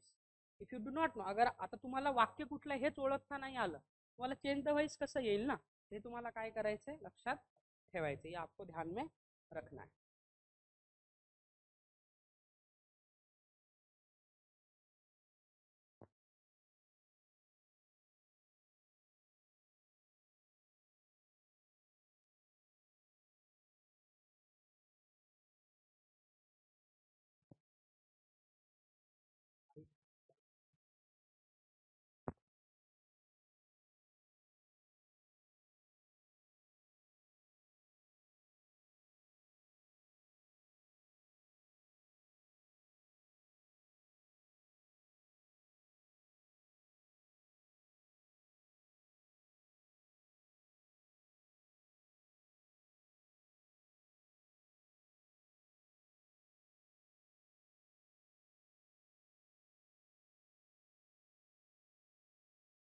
Okay, now let me start teaching you the types of sentences. बहुत इंपॉर्टेंट है दोस्तों, इसका नोट्स भी आपको मिलेगा, चिंता करने की आवश्यकता नहीं. Now English learn to easy is and English is easy to learn. I want you to answer me which of the following is a correct sentence. दोनों में से करेक्ट कौन सा है जो आपको लगता है कि नहीं सर ये करेक्ट है और ये वाला करेक्ट नहीं है, बताइए जरा. अच्छा, सेकंड वाला करेक्ट है और पहला वाला करेक्ट नहीं है, ठीक है, कोई बात नहीं, आपने बताया. अब देखिए guys, what is a sentence. Basically sentence होता क्या है, वाक्य म्हणायचं कशाला आपण. So it is A meaningful arrangement of words. शब्दों का जो समूह है, ग्रुप ऑफ वर्ड्स, उसको हम सेंटेंस कह सकते हैं. लेकिन वो ग्रुप ऑफ वर्ड्स जो है they should be arrange so as to give us a particular meaning. म्हणजे शब्दांच्या समूहाला अशा पद्धतीनं आपण अरेंज केलं पाहिजे की त्यातून आपल्याला एक विशेष अर्थ प्राप्त झाला पाहिजे. त्याला आपण काय म्हणतो, त्याला आपण म्हणतो सेंटेंस. क्या कहेंगे उसे, सेंटेंस कहेंगे. तो how can you define a sentence. So a group of meaningful words is called as a sentence, or sentence is a meaningful arrangement of words. शब्दांची अर्थपूर्ण रचना म्हणजेच आपण त्याला काय म्हणू शकतो, सेंटेंस असं म्हणू शकतो. ना ध्यान रखना है गाइस आपको, जनरली कोई भी सेंटेंस जो है उसकी शुरुआत होती है तो शुरू में पहला लेटर कैसे आएगा, कैपिटल ही आएगा. Generally a sentence always begin with a capital letter. हमेशा किसी भी न्यू सेंटेंसेस की शुरुआत एक कैपिटल लेटर से होती है and the sentence ends with a full stop. आणि वाक्याचा शेवट कशाने होतो, either a full stop. Statement sentence असेल तर फुल स्टॉप येतं, इंट्रोगेटिव असेल तर काय येऊ शकतं, क्वेश्चन मार्क. और कभी कभी अगर आपका एक्सक्लेमेटरी या इंपरेटिव है तो एंड में क्या आ सकता है, एक्सक्लेमेशन मार्क भी आ सकता है. म्हणजे कुठल्याही वाक्याच्या सुरुवातीचा जो पहिला अक्षर आहे तो कसा असला पाहिजे, कॅपिटल लेटर मध्ये असला पाहिजे. आणि वाक्य संपल्यानंतर कुठलं तरी विरामचिन्ह आपल्याला वापरावं लागेल. तो आयदर आप वहां पे फुल स्टॉप यूज करो according to the type of sentence, exclamation point use करो, और you can also use a question mark. Is this clear, आया समझ में. चलिए ये आपको समझना है दोस्तों. अब हम आगे बढ़ते हैं. Now what are the different types of sentences. वाक्य के अलग अलग प्रकार क्या है. मेजरली वाक्य के 4 टाइप्स होते हैं, बहुत इंपॉर्टेंट. एक होता है डिक्लेरेटिव सेंटेंस और असर्टिव सेंटेंस. उसको और में स्टेटमेंट सेंटेंस भी कहते हैं. It is also called as statement sentence. विधानार्थी वाक्य आपण त्याला म्हणतो. दूसरा जो है उसको कहते हैं इंटरोगेटिव सेंटेंस. इंटरोगेटिव का मतलब क्या है, प्रश्नार्थक वाक्य. ज्या वाक्यामध्ये आपल्याला प्रश्न विचारला जातो त्याला प्रश्नार्थक वाक्य असं म्हणतो. फिर आता है इंपरेटिव सेंटेंस, आज्ञार्थी वाक्य. Then comes exclamatory sentence, okay, उद्गारवाचक वाक्य. पांचवा जो है उसे कहते हैं लेट सेंटेंस. 6 नंबर का जो है उसे कहते हैं यूनिवर्सल ट्रुथ सेंटेंस.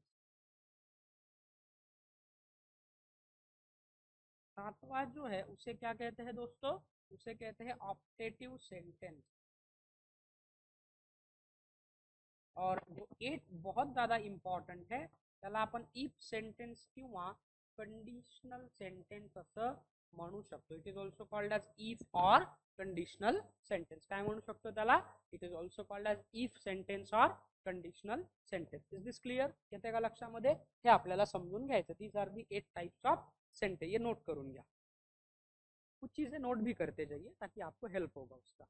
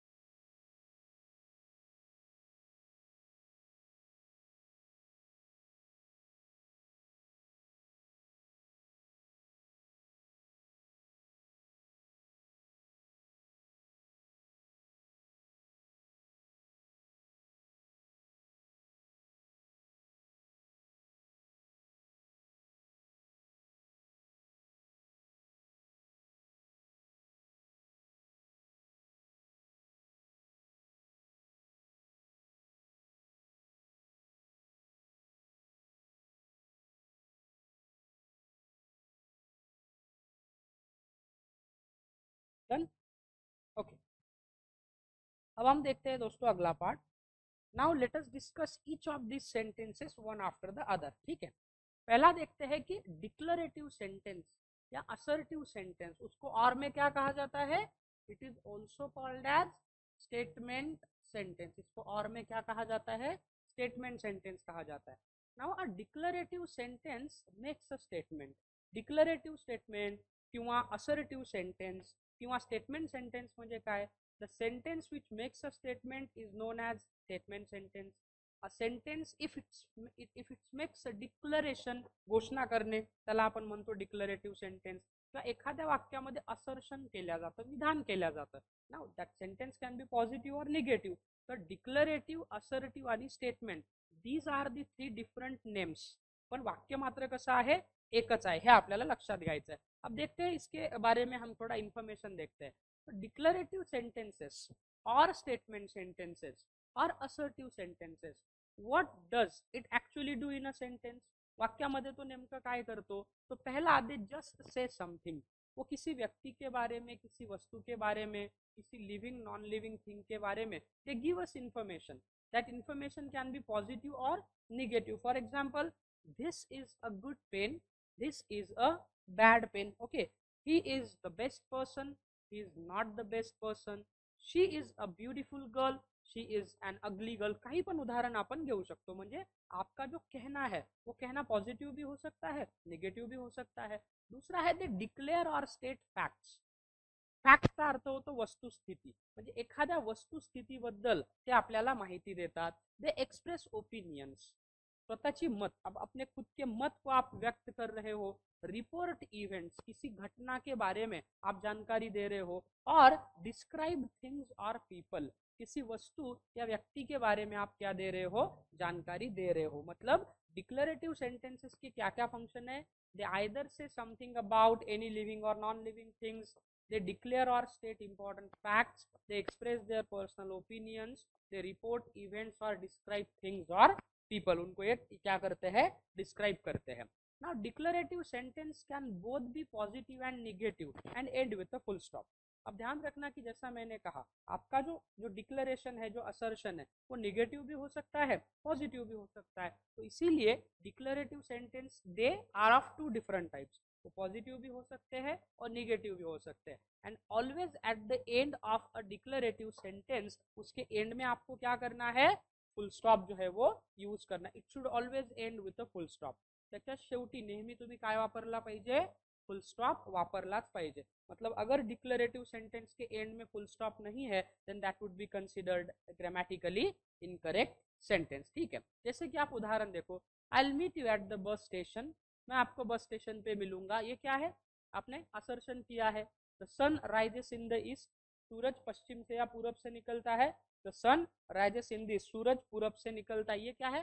फॅक्ट आहे ना, हे फॅक्ट आहे वाक्यामध्ये. सूर्य पूर्वेकडून उगवतो, हे फॅक्ट आहे वाक्यामध्ये. Then he doesn't get up early, तो लवकर उठत नाही. This is also fact but that is in a negative way. Cricket is not our national sport, cricket हा आपला राष्ट्रीय खेळ नाही. हे पण काय आहे? वाक्यामधली वस्तुस्थिती आहे, फॅक्ट आहे. Then my name is James Bond, मेरा नाम जेम्स बॉन्ड है, असर्शन है. उसके बाद में Canberra is the capital city of Australia. ऑस्ट्रेलियाचं कॅपिटल सिटी कुठलं आहे? कॅनबेरा. ऑस्ट्रेलिया हा जो एक देश आहे त्याचं क्षेत्रफळ खूप जास्त आहे भारतापेक्षा पण. सगळ्यात जास्त क्षेत्रफळ कोणत्या देशाचं आहे? दुसरा कॅनडा, तीसरा चायना, चौथा ब्राजील, पांचवा यूएसए, सिक्स ऑस्ट्रेलिया, सातवें नंबर पे भारत, आठवें नंबर पे रोनाल्डो का देश मेक्सिको, ठीक है. नौवें नंबर पे क्या है? ताजिकिस्तान, है ना. ये क्षेत्रफळांची काय यादी है. अब इंडिया में देखिए पॉप्युलेशन बहुत ज़्यादा है, जगह बहुत कम है. आपल्याकडे गावखेड्यांमध्ये तुम्ही जा, घर असे एकमेकाला चिपकून चिपकून असतात आणि चुलत्या चुलत्यांची थोड्याशा फुटभर जागेसाठी मारामाऱ्या होऊन पोलीस स्टेशन कोर्टात केस जाते आहे ना. वहीं आप ऑस्ट्रेलिया में जाइए, आप ब्राजील में जाइए, रशिया में जाइए किंवा अमेरिकेत जा. अमेरिकन लोकांकडे आपको दिखेगा की वहाँ ती ट्रॅव्हलर सारखी गाडी आहे, म्हणजे मधात टेम्पो असते की नाही, टेम्पो, घरी घरी टेम्पो गाड्या आहेत. कारण काय, एक घर इथे आहे, त्याच्या आजूबाजूला किलोमीटरभर दुसरं घर नाहीये. मोकळं मोकळं आहे ना तिकडे. ऑस्ट्रेलियामध्ये चांगले प्लेयर्स का तयार होतात? घर आहे तिकडे. एखादा शेतकरी आहे, त्याच्याकडे 1000 एकरपेक्षा कमी जमीन असेल तर त्याला गरीब समजल्या जातं. आपल्याकडे 5 एकरच्या खाली 10 एकरच्या खाली जमीन असेल, आपण त्याला काय भूमिहीन आहे राव, काय जमीन आहे 3 एकर 4 एकर, आपल्याकडे तेही पुरेस आहे. पण तिकडे किती जमीन? एखाद्याने म्हटलं किती जमीन आहे? 700 एकर आहे सर. म्हणजे तू असं कॉन्फिडेंटली बोलणारच नाही, त्याला वाटतं माझ्याकडे अजून कमी आहे. तिकडे कसे लोक कमी आहेत, पॉप्युलेशन बहुत कम है. और वहाँ क्या अगर हम देखेंगे एरिया, एरिया तो कसा आहे? जास्त आहे. त्यामुळे तिकडच्या लोकांकडे जमिनी कशा आहेत? भरपूर आहे. तेच तुम्ही काही फॉर एक्झाम्पल नॉर्वे आहे, डेन्मार्क आहे, पॉप्युलेशन कमी आहे, त्या तुलनेमध्ये एरिया कसा आहे? जास्त आहे. आपल्याकडे कसं आहे? एरिया खूप कमी आहे आणि पॉप्युलेशन जास्त आहे. संध्याकाळच्या वेळी तुम्ही पेठेंमध्ये गाडी चालवून बघा किती गर्दी असते, आहे की नाही. आपल्याकडे हाच प्रॉब्लेम सगळीकडे इंडियामध्ये होतं. पॉप्युलेशन ज़्यादा होने के कारण ये दिक्कत है. दूसरा ये है कि हमारे यहाँ पे इंफ्रास्ट्रक्चर डेवलपमेंट जो है प्रेजेंट गवर्नमेंट अभी कर रहा है. प्रीवियस गवर्नमेंट जो था उनका इंफ्रास्ट्रक्चर डेवलपमेंट पे ज़्यादा जोर नहीं था, तो बाकी चीज़ों पे जोर था. क्योंकि इंफ्रास्ट्रक्चर डेवलप अगर नहीं होगा तो कंट्री के जीडीपी को बढ़ाना, यातायात की सुविधा अगर अच्छी नहीं है तो बाकी चीज़ों को आसान करना आपके लिए मतलब डिफिकल्ट होता है. क्योंकि बहुत ज़्यादा खर्चा आपका किस पे होता है? लॉजिस्टिक कॉस्ट पे. म्हणजे समजा पुण्यामध्ये पार्लेजी बिस्किट तयार होत आहे, त्या बिस्किटची पुड्याची किंमत आहे 3 रुपये इथे. आता तो पुडा मला नागपूरला पाठवायचा. आता रस्ते चांगले नाहीत, त्यामुळे प्रवासाला वेळ लागतो. आता मला कॅरी करायचं ना ट्रकमध्ये ते किंवा ट्रेनमध्ये. मग समजा त्याचा लॉजिस्टिक कॉस्ट मला आला 1 रुपया पर पॅकेटला. मग त्या पॅकेटची किंमत किती झाली? 4 रुपये. मग होलसेल डिस्ट्रीब्युटर त्याच्यावरती 50 पैसे खाईल, 4.5 रुपये. मग रिटेलरकडे गेला तो 50 पैसे खाईल, झाले 5 रुपये. मग तो दुसऱ्याला देईल. असं करत करत मार्केटमध्ये जाण्यापर्यंत 3 रुपयाला पडलेला पाकिट 7 ते 8 रुपयाला विकल्या जातो. म्हणजे लॉजिस्टिक कॉस्ट जेवढं जास्त तेवढं वस्तूंची किमती कशा होतात? जास्त. म्हणून आपला हापूस आंबा तिकडे गेला की इकडे आपल्याला 600-700ला डझन मिळेल, तिकडे अमेरिकेला गेला की तो तेवढाच जास्त महाग होतो. त्या तिकडच्या वस्तू आपल्याकडे आला तर काय होतात? महाग. आता ये टैरिफ वॉर अभी चल रहा है ना, तो टैरिफ वॉर क्या है ना, सिंपल है कि भाई आपसे यहाँ से 100 रुपए की वस्तु हमने ली है, अब हम उस पर और 25 रुपए लगा देंगे क्योंकि हमें भी उस पर बेनिफिट चाहिए. फिर लोग आपकी वस्तु को खरीदेंगे तो लोग कितने देंगे? 125 रुपए. हमें मिला कितना? 100 रुपए में 25 रुपए हमारा क्या हो जाएगा? ऊपर का बेनिफिट हो जाएगा. म्हणून काय करतं गव्हर्नमेंट? टॅरिफ लावतं. टॅरिफ. आता इंडियामधलं मेडिसिन्स आहे, इंडियामधल्या बऱ्याच गोष्टी आहे. आता एक सोपी गोष्ट आहे, तुम्हाला एक टूथपेस्ट आहे, ते 30 रुपयाला उपलब्ध आहे आणि त्याच क्वालिटीची टूथपेस्ट तुम्हाला 100 रुपयाला उपलब्ध आहे. तुम्ही कोणती घ्याल? चीपर. ऑब्विसली आपण काय करतो? चीपर घेतो ना. म्हणून आपल्याकडे ई कॉमर्स वेबसाईटचा बिझनेस चालतो. फॉर एक्झाम्पल दिवाळीच्या आता 15 ऑगस्टला समजा फॉर एक्झाम्पल तुम्ही रेमंडचा शर्ट घेताय, नॉर्मल त्याची दुकानातली प्राइस 2000-2200 रुपये. ऑनलाइन तुम्ही घ्यायला गेला तुम्हाला तो 700-800 रुपयाला देतो. तो तुम्ही काय विचार करता? सर वैसे भी 2-3 महीने के बाद तो फेक ही देना है ना, तो बढ़िया है हम ऑनलाइन ही मंगा लेते हैं. आपण मागवतो ना, चप्पल मागवतो, छोट्या छोट्या पिना बिना आजकाल सगळ्या वस्तू आपण काय करतो ऑनलाईन मागवतो. खेळणी असेल, दुकानात जातो का आपण बऱ्यापैकी नाही जात. कपडे असेल तर आपल्या घरातल्या वस्तू असेल, मोबाईलचा कवर सुद्धा आपण ऑनलाईन मागवतो. याचा अर्थ काय, आपल्याला स्वस्त मिळतं म्हणून. अब यही कवर मैं बाहर मार्केट में खरीदने जाऊंगा तो मेरे को बोलेगा 500 का है, ऑनलाइन में जाऊंगा 200 में मिलेगा, तो ऑब्वियसली मैं 200 का ही खरीदूंगा. अशा पद्धतीने टॅरिफ वॉर जे चालू आहे. थोडं करंट इव्हेंटचं तुम्ही वाचत चला पेपर वगैरे, तुमचे डाऊट क्लिअर होतील. Anyway, Canberra is the capital city of Australia. हे काय आहे, फॅक्ट आहे. हे काय आहे, फॅक्ट आहे. हे झालं स्टेटमेंट सेंटेन्स. शेवट बघा, the boy is happy, the owls are looking at me. Owls म्हणजे घुबड, निशाचर, नॉक्टर्नल ॲनिमल आहे. त्याच्यानंतर दॅट इज माय कॅमेरा, यहातला ई सायलेंट आहे. That is my camera, not camera, it's camera. That is my camera. People are running, लोक पळत आहेत. तर स्टेटमेंट सेंटेन्स किंवा असर्टिव्ह सेंटेन्स जे आहे ते काय करतात, वाक्यामध्ये आपल्याला एखाद्या वस्तुस्थितीबद्दल माहिती देतात, एखादा रिपोर्ट इव्हेंट करतात. For example, Katrina is here. Katrina इथे आहे, वस्तुस्थिती आहे. She likes chocolates very much, आणि तिला चॉकलेट खायला आवडतात. हे काय आहे, वाक्यातलं आपण काय करतोय, असर्शन करतोय. So this is all about statement और डिक्लेरेटिव और असर्टिव सेंटेंस. अब और ध्यान रखना है दोस्तों, स्टेटमेंट डिक्लेरेटिव और assertive can be positive and negative. तो पॉझिटिव्ह पण असू शकतो किंवा निगेटिव्ह पण असू शकतो. For example, I like reading books, मुझे किताबें पढ़ना अच्छा लगता है. I don't like reading books, मुझे किताबें पढ़ना अच्छा नहीं लगता, but I like watching movies. मतलब वाक्य आपका पॉजिटिव भी हो सकता है, निगेटिव भी हो सकता है. और कंपल्सरीली, मैंडेटोरीली उसके एंड में क्या आना चाहिए, full stop should be used at the end of any declarative sentence. ये आपको ध्यान रखना है. अब देखते हैं दोस्तों दूसरा, इंटरोगेटिव. अच्छा, आपको इंटरोगेशन पता है? Interrogation, what do you mean bye interrogation? क्या होता है इंटरोगेशन? पूछताछ करना. Very good. किसी का मान लो घर में चोरी हो गई, आप मेरे पड़ोसी है, तो पुलिस वाले आपको पूछेंगे चोरी के समय आप कहाँ थे, वन में कौन आया आपने देखा. मतलब क्या है, इंटरोगेशन. इंटरोगेशन का मतलब होता है सवाल जवाब. आपसे क्वेश्चन पूछेंगे, आपको उसका आंसर देना है. अब आप उसका आंसर दे भी सकते हो, नहीं भी दे सकते हो. नॉर्मल यस और नो में भी दे सकते हो. आपको अल्टरनेट भी दिया जाता है ना. अच्छा, जब चोरी हुई या जब यहाँ पे डकैती हुई, तब आप घर पे थे या बाहर थे? सर मैं घर पे था या घर पे थी, मैं बाहर था. आप कुछ भी आंसर दे सकते हो. अब हमको समझना है दोस्तों कि किस प्रकार से ये इंटरोगेटिव सेंटेंस काम करता है. अब ध्यान रखिए, इंटरोगेटिव सेंटेंस हम किसे कहेंगे? An interrogative sentence ask a question and ends with a question mark. तो इंटरोगेटिव सेंटेंस में हमें क्या पूछा जाता है? क्वेश्चन पूछा जाता है, प्रश्न पूछा जाता है, और उसके एंड में हम क्या यूज करते हैं? Question mark. क्या यूज करते हैं? क्वेश्चन मार्क जो है वो हम यूज करते हैं. ये आपको ध्यान में रखना है दोस्तों. अब इंटरोगेटिव क्वेश्चन जो है या इंटरोगेटिव सेंटेंस, इसके 3 इंपॉर्टेंट पार्ट होते हैं या 3 सब टाइप्स है. एक होता है WH questions, it is also called as व क्वेश्चन. Then verbal questions. तीसरा आता है स्टेटमेंट क्वेश्चंस. और चौथा जो है उसे कहते हैं अल्टरनेट क्वेश्चंस या अल्टरनेटिव इंटरोगेटिव. ये भी नोट कर लीजिए, अल्टरनेटिव इंटरोगेटिव. अल्टरनेट म्हणजे जिथे तुम्हाला ऑप्शन दिल्या जातं. For example, would you like to have a cup of coffee और टी विथ मी.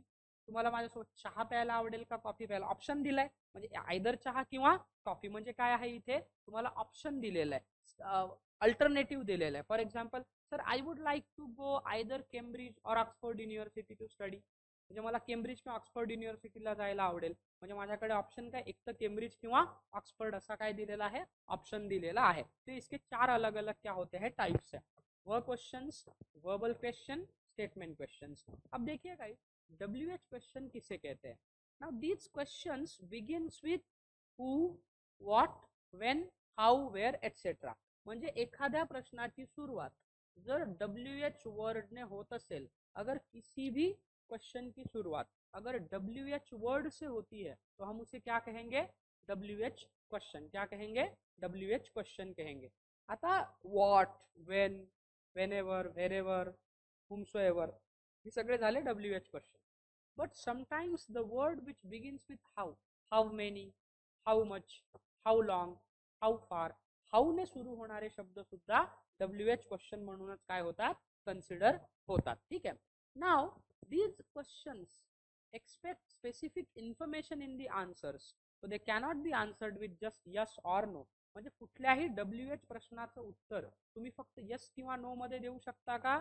नाही. त्याला तुम्हाला काय करावं लागेल, त्याला स्पेसिफिक आन्सर द्यावं लागतं ना तिथे. समजा मी तुम्हाला विचारलं वेअर डू यू लिव्ह, तुम्ही कुठे राहता, यस नो असं म्हणू शकाल का तुम्ही? असं म्हटलं तर काय होईल, गडबड हो जाएगी, आहे की नाही. तिथे काय होईल, गडबड होईल, म्हणजे प्रोनाउन्सिएशन मिस्टेक होईल, संवाद होणार नाही. दुसरं समजा मी जर एखाद्याला विचारलं what is your name, yes, येडा झाला काय, याला कळत नाही का? Oh what are you doing, no. असं वाटेल की याला काही कळलेलं नाही. सो WH क्वेश्चनला फक्त यस आणि नो मध्ये तुम्ही उत्तर देऊ शकत नाही. उनका आपको स्पेसिफिक आन्सर देना. For example where do you live, sir I live in the heaven, मी स्वर्गात राहत.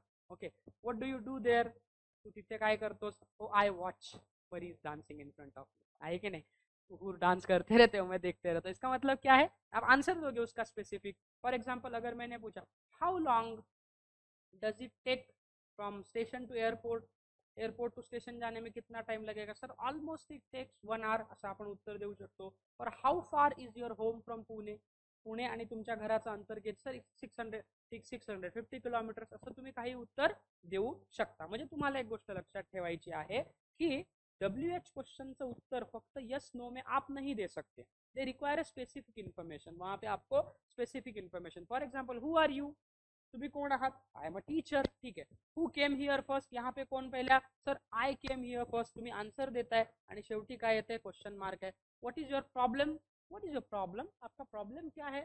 What is your favourite song, तुमचं आवडतं गाणं कोणतं आहे. What did you say to him, तुम्ही त्याला काय म्हणालात, म्हणजे काय झालं, WH क्वेश्चन आहे. When does the bus leave, bus कधी निघते. When did the show start, हा शो कधी सुरू झाला. How long have you lived in Mangrul, आप मंगरूल में कितने सालों से रहे. How was the show, show कब था. तो हाउ से शुरू होने वाले क्वेश्चन भी क्या है, WH क्वेश्चन है. How can I forget you, मैं आपको कैसे भूल सकता हूँ सर, है ना. एक आदमी 2 लोगों को कभी नहीं भूल पाता. बताओ कौन 2 लोग है. एक आपका दुश्मन, जो जानी दुश्मन होता है ना, उसको हम कभी भूल सकते हैं. 50 साल बाद देखेंगे पहचान लेके साले तो तकलीफ दी थी मुझे.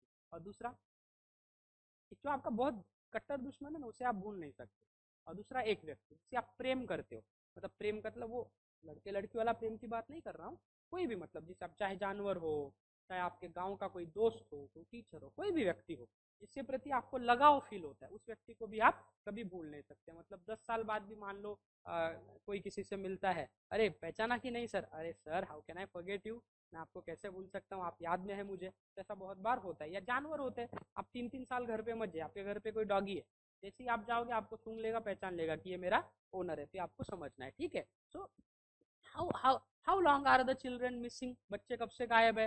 वेयर इज माई बुक, मेरा किताब कहाँ पे है. तो ये क्या होते हैं दोस्तों, WH क्वेश्चन है, क्योंकि इनके एंड में क्या है, क्वेश्चन मार्क आता है. Now let me tell you something about verbal question. Verbal question किसे कहेंगे, these questions begin with am is are was were. मतलब अगर किसी भी क्वेश्चन की शुरुआत ऑक्सिलरी वर्ब से होती है, am is are was were do does did have, has, had, can, could. If a question is begin with an auxiliary verb, प्रश्नाची सुरुवातच जर ऑक्झिलरी व्हर्बने झाली असेल तर त्याला आपण काय म्हणतो, व्हर्बल क्वेश्चन असं म्हणतो. आता यांना ऑर मध्ये काय म्हणतात, यस नो क्वेश्चन.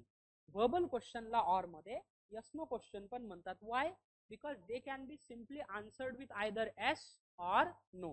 तुम्ही त्यांचं उत्तर एक तर यसनी पण देऊ शकता किंवा नोनी पण देऊ शकता, ठीक आहे. फॉर एक्झाम्पल मी एखाद्याला विचारलं are you a stupid man, no असं म्हणू शकतो आपण. Okay, do you love listening music, do you love listening to music, yes. तुम्ही काय करू शकता, यस नो नी आन्सर देऊ शकता, म्हणून त्याला yes no question. For example am I a joker, मी जोकर आहे का, नो, यस उत्तर देऊ शकता.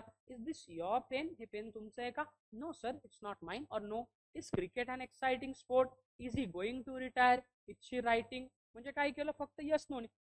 Are you writing, no. Are you writing, yes असं उत्तर आपण देऊ शकतो. Then are you a good listener, are you busy, are you going to get married, तुमचं लग्न होणार आहे का, असं आपण उदाहरण घेऊ शकतो. Will he come back in the evening, क्या शाम में वो वापस आएगा. विल यू कम टुमारो, क्या आप लोग कल आओगे. Will there be a meeting next Sunday, क्या अगले संडे कोई मीटिंग होगी. मतलब आपने क्या किया, ऑक्सिलरी वर्ब जो है उससे क्वेश्चन की शुरुआत कर दी. तो उस क्वेश्चन को आप क्या कह सकते हो दोस्तों, उसे आप कहोगे verbal question. Verbal questions are also called as yes no questions. Why? Because they can be simply answered just by saying yes or no. ये आपको ध्यान रखना है. तीसरा है स्टेटमेंट ॲज क्वेश्चन्स. म्हणजे वाक्यामध्ये विधान आहे नॉर्मल, पण त्याला क्वेश्चनचा टोन देतो आपण. वाक्य स्टेटमेंटच आहे पण त्याला क्वेश्चन टोन मध्ये वापरतो. तो these questions are not traditional questions. ये नॉर्मली अपने आप में क्वेश्चन नहीं है. They are statement used in the question tone. वो नॉर्मल स्टेटमेंट ही है लेकिन उनको हम क्वेश्चन के टोन में क्या करते हैं, यूज करते. For example your Amitabh Bachchan. For example आपको डाउट है यार ये अमिताभ बच्चन जैसा दिख रहा है, योर अमिताभ बच्चन मतलब क्या है, स्टेटमेंट ही है. टोन आपका क्वेश्चन क्या है. For example is Sachin Tendulkar. Statement आहे, वाक्यामध्ये क्वेश्चन आहे का कुठे नाही, पण त्याचा टोन कसा आहे, क्वेश्चनचा आहे. म्हणून आपण काय केलं याला, आपण याला स्टेटमेंट क्वेश्चन असं म्हणत असतो. आलं का लक्षामध्ये, कळलं इथपर्यंत. Did you get it. ठीक है. अब तीसरा जो है गाइस उसे कहते हैं alternative interrogative.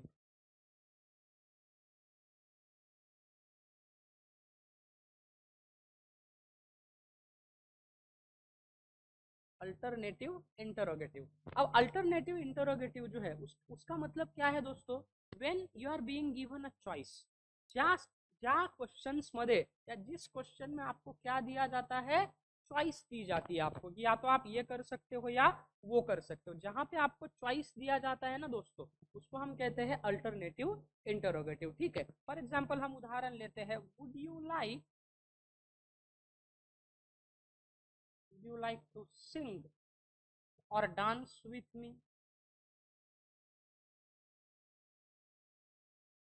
Would you like to sing or dance with me. क्या आप मेरे साथ गाना गाना चाहोगे या नृत्य करना चाहोगे. मतलब ऑप्शन है, या तो हम लोग डांस कर सकते हैं या तो नृत्य कर सकते हैं. और उदाहरण हम ले सकते हैं, जनरली इसमें वुड यूज होता है. would you like playing games और वॉचिंग मूवी. आपको गेम्स खेलना अच्छा लगता है या मूवी देखना अच्छा लगता है. मतलब आपके पास ऑप्शन है, या तो आप कह सकते हो sir I would like watching movies और I would like playing games. ठीक है. तो यहाँ पे ध्यान रखना है, जनरली वुड यू लाइक जो है, वुड से अगर क्वेश्चन तैयार होता है और अगर उस क्वेश्चन में चॉइस है, या तो आप ये करो या वो करो. हम कहते हैं ना सर मैं चाय भी पी सकता हूँ, कॉफी भी पी सकता हूँ, अगर आपके पास ऑप्शन है. For example, would you like to test tea और कॉफी. चॉईस आहे तुमच्याकडे. Okay sir I would rather have a cup of coffee. मला एक कप कॉफी घ्यायला आवडेल. इसका मतलब क्या है कि जहां पे क्वेश्चन में आपको चॉइस दिया है, इज योर नेम जेनी और रोजी, और वुड यू और इज योर नेम जेनी और रोजी.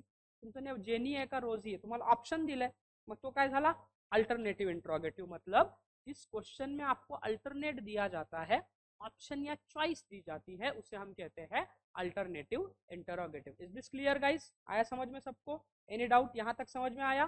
ठीक है. अब हमारा टाइम हो चुका है. कल के लेक्चर में हम कंटिन्यू करेंगे दोस्तों imperative sentence, exclamatory sentence, let sentence, universal truth sentence, optative sentence, और सबसे एडवांस्ड वाला जहाँ पे कॉमन एरर के ज्यादातर क्वेश्चन है, वो टॉपिक हम, ये टॉपिक जैसे ही खत्म होगा इस पे हम क्वेश्चन भी डिस्कस करेंगे प्रीवियस ईयर आपके एग्जाम्स के, बाकी कुछ प्रैक्टिस के लिए. और कल मैं आपको कुछ नोट्स जो है वो प्रैक्टिस पर्पस के लिए दूंगा दोस्तों. आया समझ में यहाँ तक. ठीक है. तो चलिए हम कल 12 o'clock को कनेक्ट करते हैं और will continue the topic of types of sentences जो है ये हम कल क्या करते हैं, कंटिन्यू करते हैं. ठीक है.